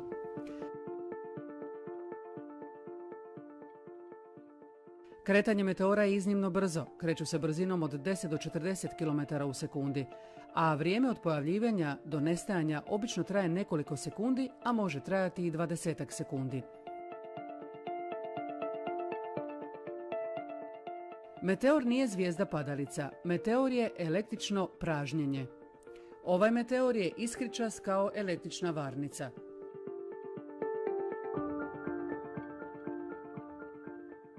Kojim znanstvenim metodama su došli do zaključka da je ovo kamen koji se raspada? Meteori su atmosferska pojava, a ne svemirska pojava. Meteori ne dolaze iz vanjskog svemira jer da je tako odlazili bi i dolazili u svim smjerovima, ali one uvijek padaju prema nama. Električno pražnjenje se manifestira kao svjetlucanje raznih boja u okolini aktivnog električnog polja, a ovisi o temperaturi, tlaku i sastavu zraka. Tragovi meteora mogu se pojavljivati u raznim varijacijama boja, narančasto-žuta, zelenkasto-bijela, plavo-zelena i srebrna. Sjajni bljesak meteora na kraju putanja nije eksplozija kamena kao što kažu da jest, jer onda bismo vidjeli vatru, kamen kako leti i raspada se na manje komadiće. Za nastanak vatre potrebna su 3 elementa: toplina, gorivo i kisik. Kamen ne gori, ne može biti gorivo. Velika brzina kretanja kamena kroz zrak ne može proizvesti dovoljno topline da ga zapali.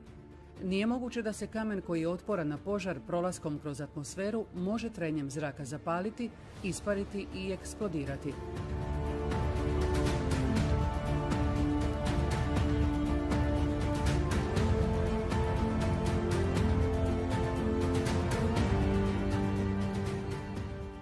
Ako, kao što možemo sami zaključiti, promatranje meteor nije kamen nego elektricitet, i ako nijedan meteor nikada nije stigao do tla, znači da nije moguće da meteor napravi krater.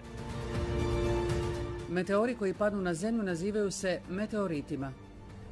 Ako nijedan meteor nikada nije pao na zemlju, meteoriti ne postoje. Pojava nekih meteorskih rojeva može se lako predvidjeti jer se ponavljaju svake godine u isto doba, što znači da postoji prirodni mehanizam po kojem se oni pojavljuju uvijek u istom vremenskom periodu. Prolazak električnog pražnjenja kroz atmosferu stvara stup visoko ioniziranog zraka, oblak pun električki nabijenih čestica iona i elektrona, koji je nastao gibanjem elektriciteta kroz plinovitu tvar. Слышишь?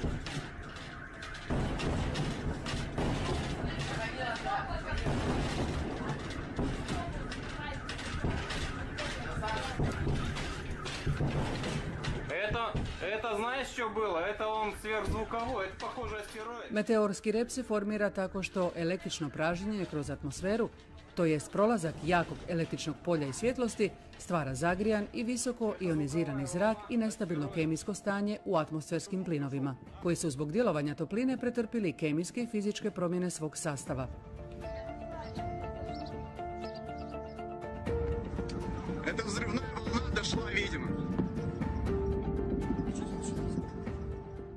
Meteori koji ostavljaju rep koji se zadrži pojavljuju se u malom omjeru u odnosu na ukupan broj meteora koji su viđeni.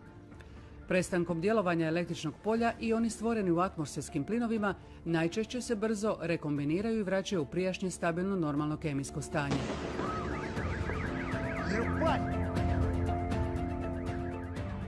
Mjerenja promatrača pokazuju da atmosferski uvjeti, gustoća zraka i atmosferski pritisak utječu hoće li prolaz meteora ostaviti rep koji će se zadržati ili ne.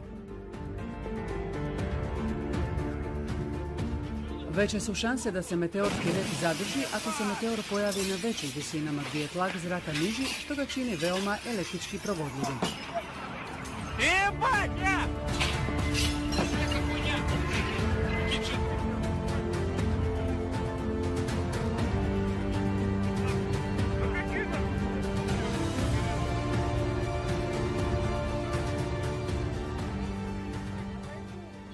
Bez imalo sumnje možemo utvrditi da ovaj rep meteora nije dim od vatre zapaljenog kamena kao što kažu, jer dim od vatre se odmah rasprši.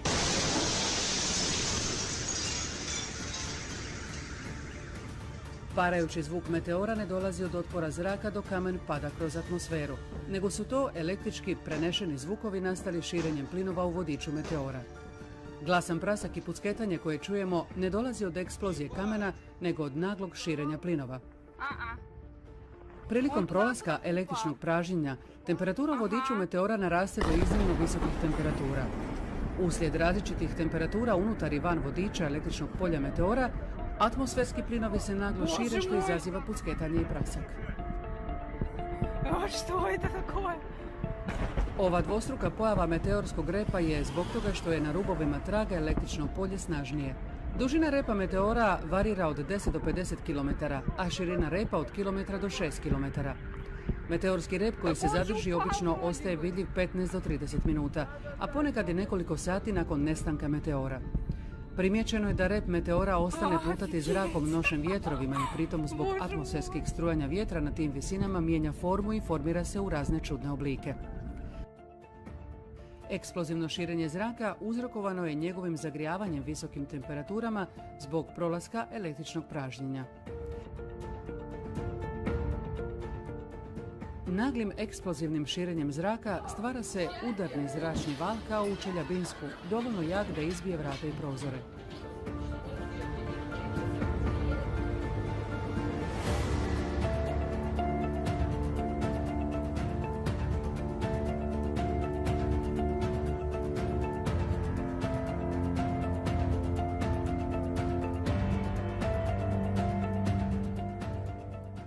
Osim crtanih animacija i Photoshop slika, u kojima komet prikazuju kao veliki krumpir od leda i kamena, izgleda nemoguće pronaći originalni snimak ili fotografiju pada kometa.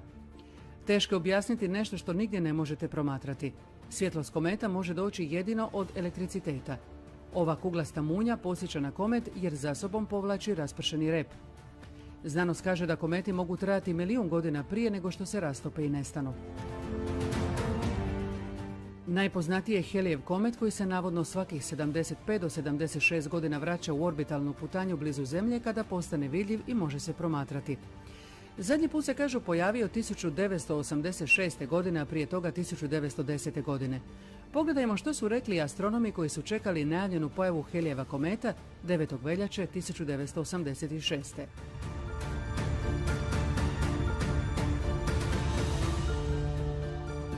Astronomi diljem svijeta su razočarani jer se komet nije pojavio.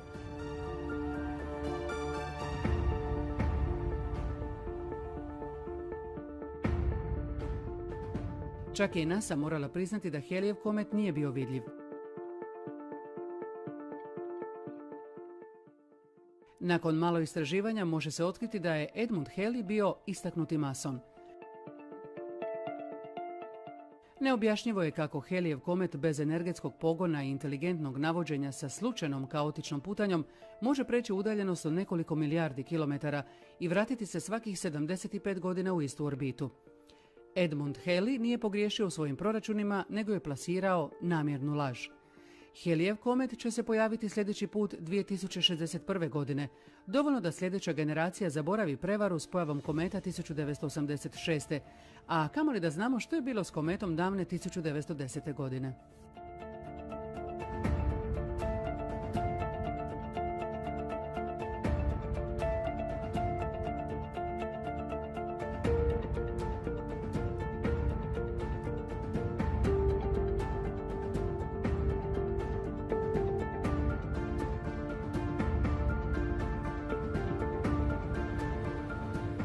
Kuglasta munja je oblikom slična meteoru, kreće se sporije i ima nepredvidive smjerove kretanja. Iza kuglaste munje najčešće ne ostaje svjetleći trag.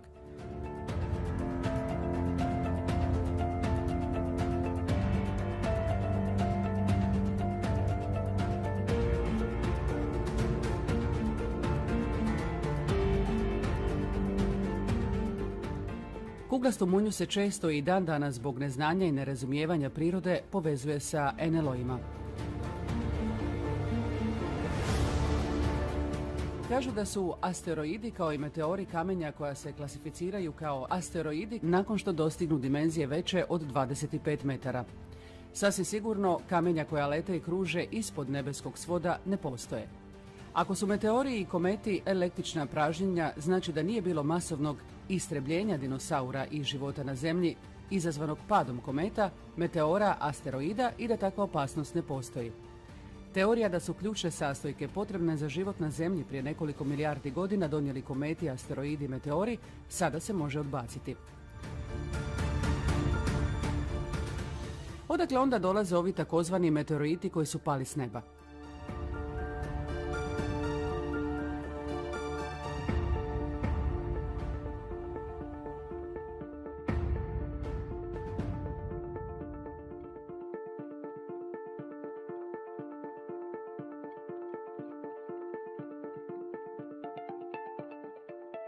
Ovo nisu kamenja, izgledaju kao da su odlomljeni od istog takvog komada, izgledaju kao da su inteligentne izrade i dizajnirani sa svrhom.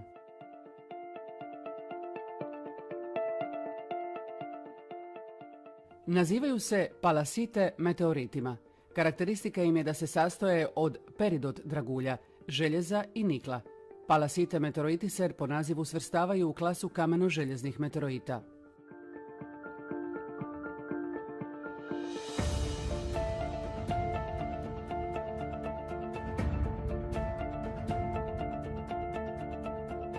Peridot dragulji su jedina vrsta dragulja koja se pojavljuje u palasite meteoritima. Dragulje unutar matrice su veličine od pola milimetra do nekoliko centimetara.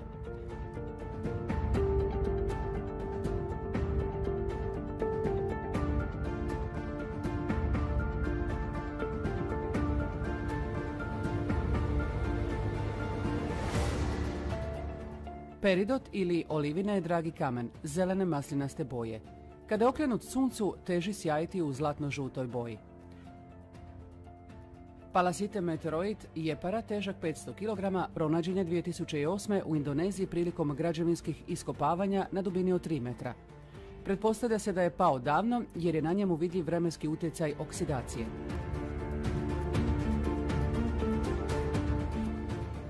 Kada se meteoroid jepara izreže na manje komade, dobiju se ovakvi odresci.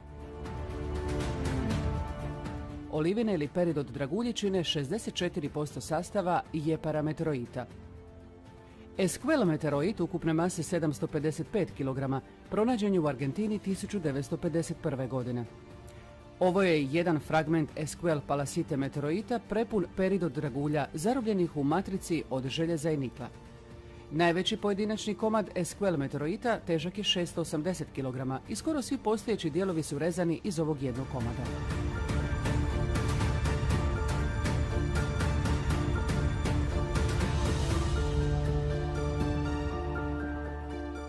U ovom fragmentu Fukang meteorita su peridot dragulji koji se nalaze u matrici od željeza i nikla. Kada se matrica od željeza i nikla okrene prema suncu, dobije se efekt plavo-bojanog stakla s draguljima zlatnog sjaja. Dio ovog meteorita koji nije okrenut prema suncu, nego se nalazi u sjeni ispod šešira, je ostao sive boje s draguljima blijedog sjaja. Fukang palasite meteorit ukupne mase 1003 kg pronađen je 2000. godine u Kini, raštrkan na mnogo većih i manjih fragmenata u planinama pored grada Fukanga. Novčana vrijednost najvećeg primjerka Fukang meteorita teškog 420 kg cijeni se na $2 milijuna. Palasite meteoriti, kako ih pogrešno nazivaju jer misle da potječu od meteora, su u stvari odlomljeni dijelovi plavo-sive kupole prepune dragulja ispod koje živimo.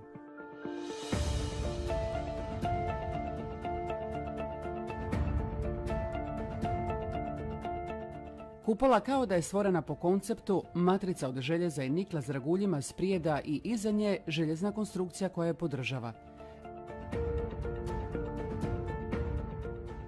Sve što se odlomi od kupole padne na zemlju. Svi meteoriti dobivaju ime po mjestu gdje su pronađeni. Palasite meteorit Imilak, Čile, ukupne mase 820 kg, pronađen je 1822. godine. This is one of the largest slices of any palasite meteorite in existence. Not the largest, but it's certainly one of the largest. This is a slice of the Imilak palasite, which is from Chile.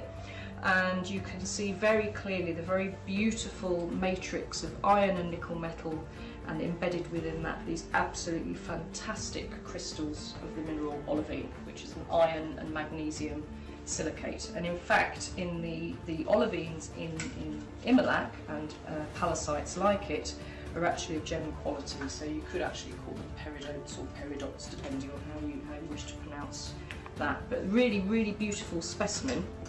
And we think that these meteorites formed on asteroids, and we think that these formed in the insides of asteroids. So with the Barwell beautiful sort of lime greeny yellow colour of the olivine crystals, and they really are. These are probably the most stunning of all of the meteorites. Dijelovi Brenham meteorita su pronađeni 1882. godine, raštrkani u više masa na području gradića Brenham u SAD-u na nekoliko desetaka lokacija ukupne mase 4,3 tone. Odlomljeni komadi kupole pojavljuju se oštećeni zbog pada s velikih visina.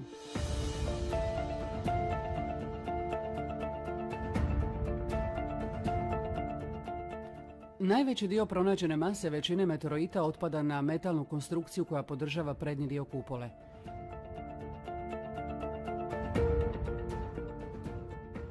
Željezo kupole često jetkaju, kemijski nagrizaju razrijeđenom kiselinom kako bi se očitovala struktura metala. Time se uništava prirodna ljepota kupole. Kada se pronađeni dijelovi kupole jetkaju, pokazuju pravilne linije nazvane Widmanštatenove figure.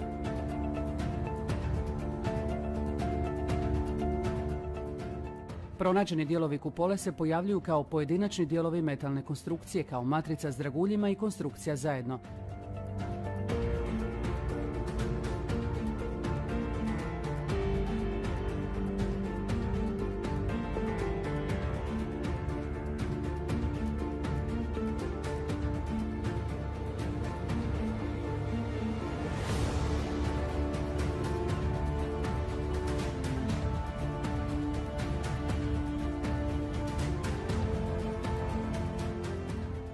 I pojavljuju se kao matrica od željeza i nikla s draguljima pojedinačno.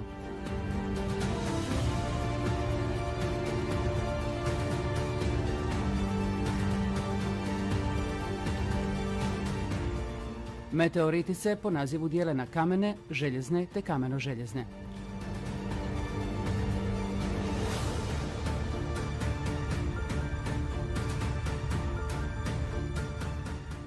Analiza željeznih meteorita pokazuje da se sastoje većinom od željeza, zatim nikla, te ostalih metala poput silicija, kobalta, germanija, titanijuma, indijuma, bakra, cinka, kroma i nekih minerala. Najveći pojedinačni komad meteorita na svijetu je Hoba u Namibiji težak 60 tona. Zbog svoje mase nikada nije pomaknut s mjesta na kojem je pronađen.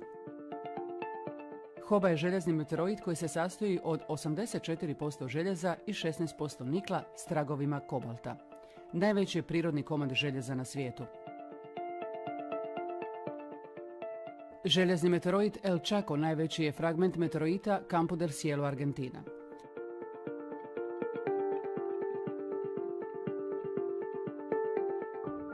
Nedaleko njega pronađen je još jedan fragment težak 30 tona.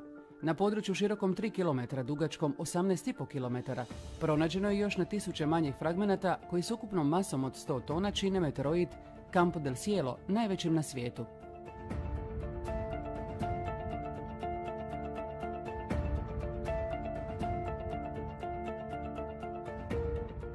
Željezni meteoroid Anigito težak 31 tonu, najveći je fragment Cape York meteoroita teškog 58 tona, pronađenog 1894. na Grenlandu. Željezni meteoroid Akpalilik težak 20 tona, drugi je najveći fragment Cape York meteoroita. Nalazi se u muzeju u Kopenhagenu. Željezni meteoroid Canyon Diablo iz Sjedinjenih Američkih Država ukupne težine 30 tona pronađen je 1891. godine, razbacan u tisuće fragmenata. Njegov sastav je željezo, nikal, fosfor, galijum, germani, indi i minerali. Njegov najveći fragment je Holsinger meteoroid težak 639 kg.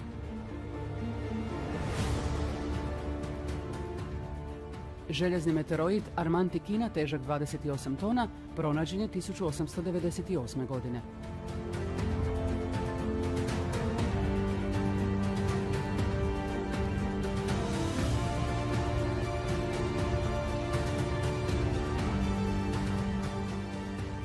Željezni meteoroid Willamette iz Sjedinjenih Američkih Država težak je 14 tona. Sastoji se od 91% željeza, 7,80% nikla s tragovima kobalta i fosfora. Neobičan je jer na sebi ima metalne spojeve koji kao da služe za pričišćavanje za metalnu konstrukciju. Željezni meteoroid Bakubirito, Meksiko, pronađen je 1863. godine, težak je 22 tone. Njegov sastav je oko 90% željezo, 7% nikal te fosfor, indijum i germani.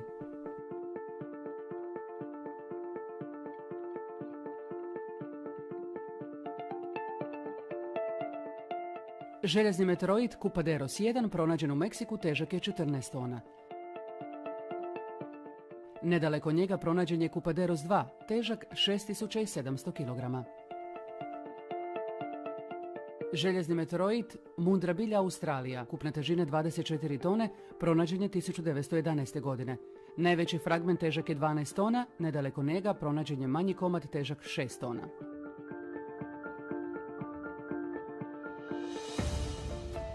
Željezni meteoroid Mbozi, Tanzanija, težak je 16 tona. Njegov sastav je željezo, nikal, silicij.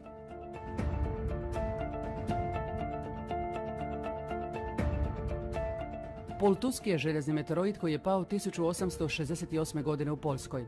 Tisuće ljudi svjedočilo je pljusku s neba tisuće malih željeznih fragmenata koji su pali na područje veliko 127 kvadratnih kilometara. Procjenjuje se da je palo oko 70.000 fragmenata težine od pola grama do 9 kg.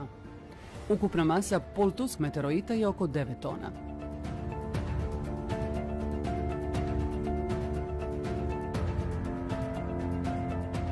Primjerci meteoroita najčešće su pronalaženi razbacani u više fragmenata, ali ponekad u samo jednom komadu. Poput meteoroita Palasovka, Rusija, 198 kg, Jepara meteoroid 500 kg, Hoba meteoroid 60 tona. Većina pronađenih fragmenata raspona od nekoliko miligrama do nekoliko tona pronađena na područjima velikim, ponekad i desetke kilometara, što ukazuje da se prilikom odlomljavanja dio kupole raspao na više manjih komada i nastavio se raspadati prilikom pada. Odlomljeni dijelovi kupole su padali brzinom slobodnog pada i uslijed otpora zraka prestali su ubrzavati nakon što su dosegli stalnu brzinu pada. Osim lokalnih šteta na mjestu pada, nije zabilježena nikakva destrukcija okoliša jer nije se mogla stvoriti brzina pada koja bi stvorila razarajuću energiju prilikom udara u tlo. Stoga su mnogi takozvani meteoriti pronađeni bez kratera, u plitkim kraterima ili zatrpani u tlu. Veći i teži odlomljeni dijelovi kupole su najčešće pronalaženi bliže središtu polja pada, a manje lakši fragmenti su pronalaženi raspršeni na širem području polja pada. Lovci na meteorite na mnogim lokacijama i dan danas pronalaze pale dijelove kupole za koje misle da su meteoriti uz pomoć detektora, metala i moćnih magneta. Da bi se meteoroid potvrdio kao autentičan, mora u svom sastavu imati željezo i nikal. Teško je znati točan podatak, ali pretpostavlja se da je u svijetu pronađeno više od 1000 lokacija palih dijelova kupole ili takozvanih meteoroita. Odlomljavanje dijelova kupole nije česta pojava, ali zahvaljujući velikim pronađenim masama postoji značajna količina dijelova kupole u muzejima, privatnim kolekcijama i na tržištu meteoroita. Ako je kupola na crkvi Svetog Petra u Rimu debela oko 2 metra, onda znači da bi kupola koja bi trebala pokrivati površinu veličine zemlje trebala biti debela nekoliko stotina kilometara. To što se odlomio dio kupole ne znači da je na kupoli rupa ni da je ugrožena njena stabilnost. To je kao da se sa stropa odlomio komadić boje. U teoriji heliocentričnog sunčevog sustava u kojem Zemlja putuje oko Sunca brzinom od 107.000 km na sat i rotira oko svoje osi brzinom od 1600 km na sat, matematičke šanse da meteoroid padne 3 puta na isto mjesto kao u Križevcima u Hrvatskoj 2007., 2011. i 2012. godine su ravne nuli. Najlogičnije objašnjenje je da se komad kupole odlomio na istom mjestu koje je već načeto prethodnim odlomljavanjem i pao u krugu ispod mjesta lomljenja. Zašto je nebo plavo ili sivo? Prednji dio kupole okrenut nama, odnosno matrica od željeza i nikla s draguljima je sive boje kada je u sjeni, a plave boje kada je okrenuta suncu. To objašnjava zašto je nebo sivo u danima kada se sunce jedva vidi. Kupola mijenja boju neba u različite nijanse plave ili sive boje, ovisno o količini sunčeve svjetlosti koje prima. Refleksija sunčeve svjetlosti od plave kupole stvara plavu boju neba. Ovo je jedan komad Brahin meteorita pronađen u Bjelorusiji. Kako ga okrećete prema suncu, on mijenja svoju boju u plavo ili sivo.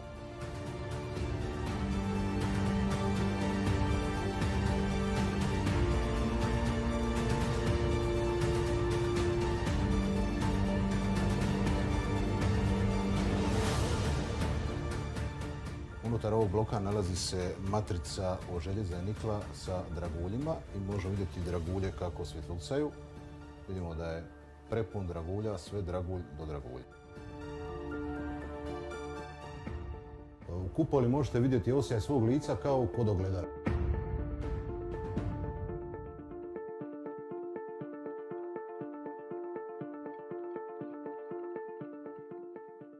Kupola izgleda kao staklo, međutim nije staklo jer kada stavite magnet na njega, ono privlači magnet jer ima visok postotak željeza u sebi.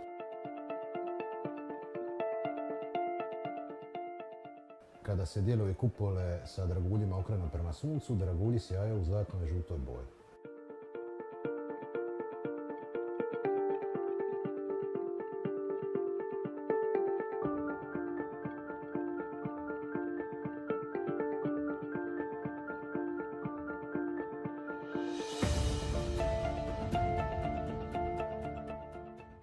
Ovi meteoriti se svrstavaju u klasu željeznih i kamenih meteorita.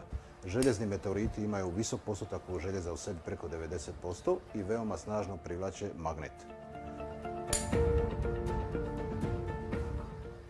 Dok ovi kameni meteoriti isto imaju željeza u sebi i privlače magnet, neki snažnije, neki slabije, ali svaki od njih privlači magnet. Možda na prvi pogled mogu djelovati kao kamenja, međutim, ono što je zajedničko svim ovim meteoritima je da su metali, odnosno željezna konstrukcija kupole.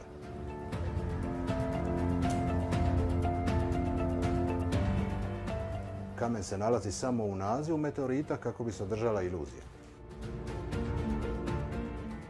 Željezo kupole iznimne gustoće i čvrstoće. Ovaj jedan mali komad teži skoro kilogram. Iako je kupola debela kilometrima, ovakve gustoće nemoguće je probiti. u presjeku ovog meteorita, odnosno odlomljenog dijela kupole, možemo vidjeti sitna okrugla zrna, mineralna zrna zvana hrombula koja mu daju jednu gustoću i čvrstoću. Odlomljeni dijelovi kupole se pojavljuju u različitim oblicima, patinama i različite su strukture, što ukazuje da postoji više različitih slojeva konstrukcije kupole. Jasno je da ova matrica u željeza nikla sa draguljima, koja mijenja boju poput neba i pada je s neba, nije mogla nastati, kako oni kažu, slučajno potonućem težih metala u jezgri asteroida, nego mogla nastati jedino inteligentnom kreacijom jer je stvorena sa ciljem i sa svrhom.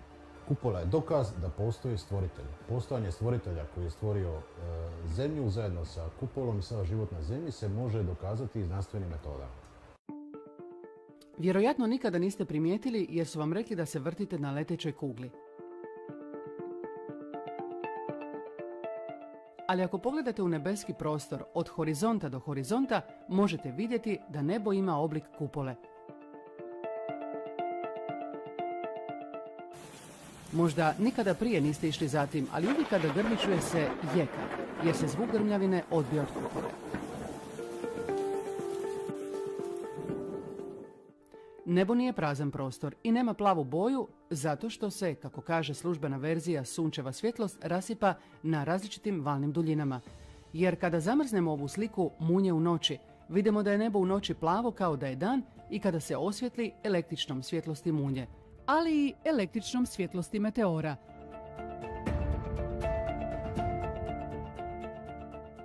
Možete stvoriti umjetnu dugu ako imate staklo, vodu i izvor svjetlosti. Umjetna duga može biti raznih oblika i uvijek prati oblik stakla. Može biti okrugla, zaobljena, ravna. Kut kupole nam otkriva prirodna duga koja uvijek prati oblik kupole koja na otvorenom prostoru poput stakla oblikuje dugin luk. Refleksija sunčeve svjetlosti od kupole stvara fenomen zvan sunčev prsten. Kada se sunce u svojoj putanji približi kupoli, ako promatrate pod određenim kutom, možete vidjeti refleksiju svjetlosti od kupole koja na nebu stvara višestruki odsjaj sunca. U ovom kućnom eksperimentu možemo vidjeti kako svjetlost lampe kada se približi posudi stvara više refleksija kao u pravom sunčevom prstenu. Glass dome. Earth is not a closed system. Gas dome. The Earth is a closed system. Oh, glass, you beautiful amorphous translucent mystery. Tell me your secrets. Oh wow, it's so easy to get one outside. Don't even have to try, man. This is where the magic happens.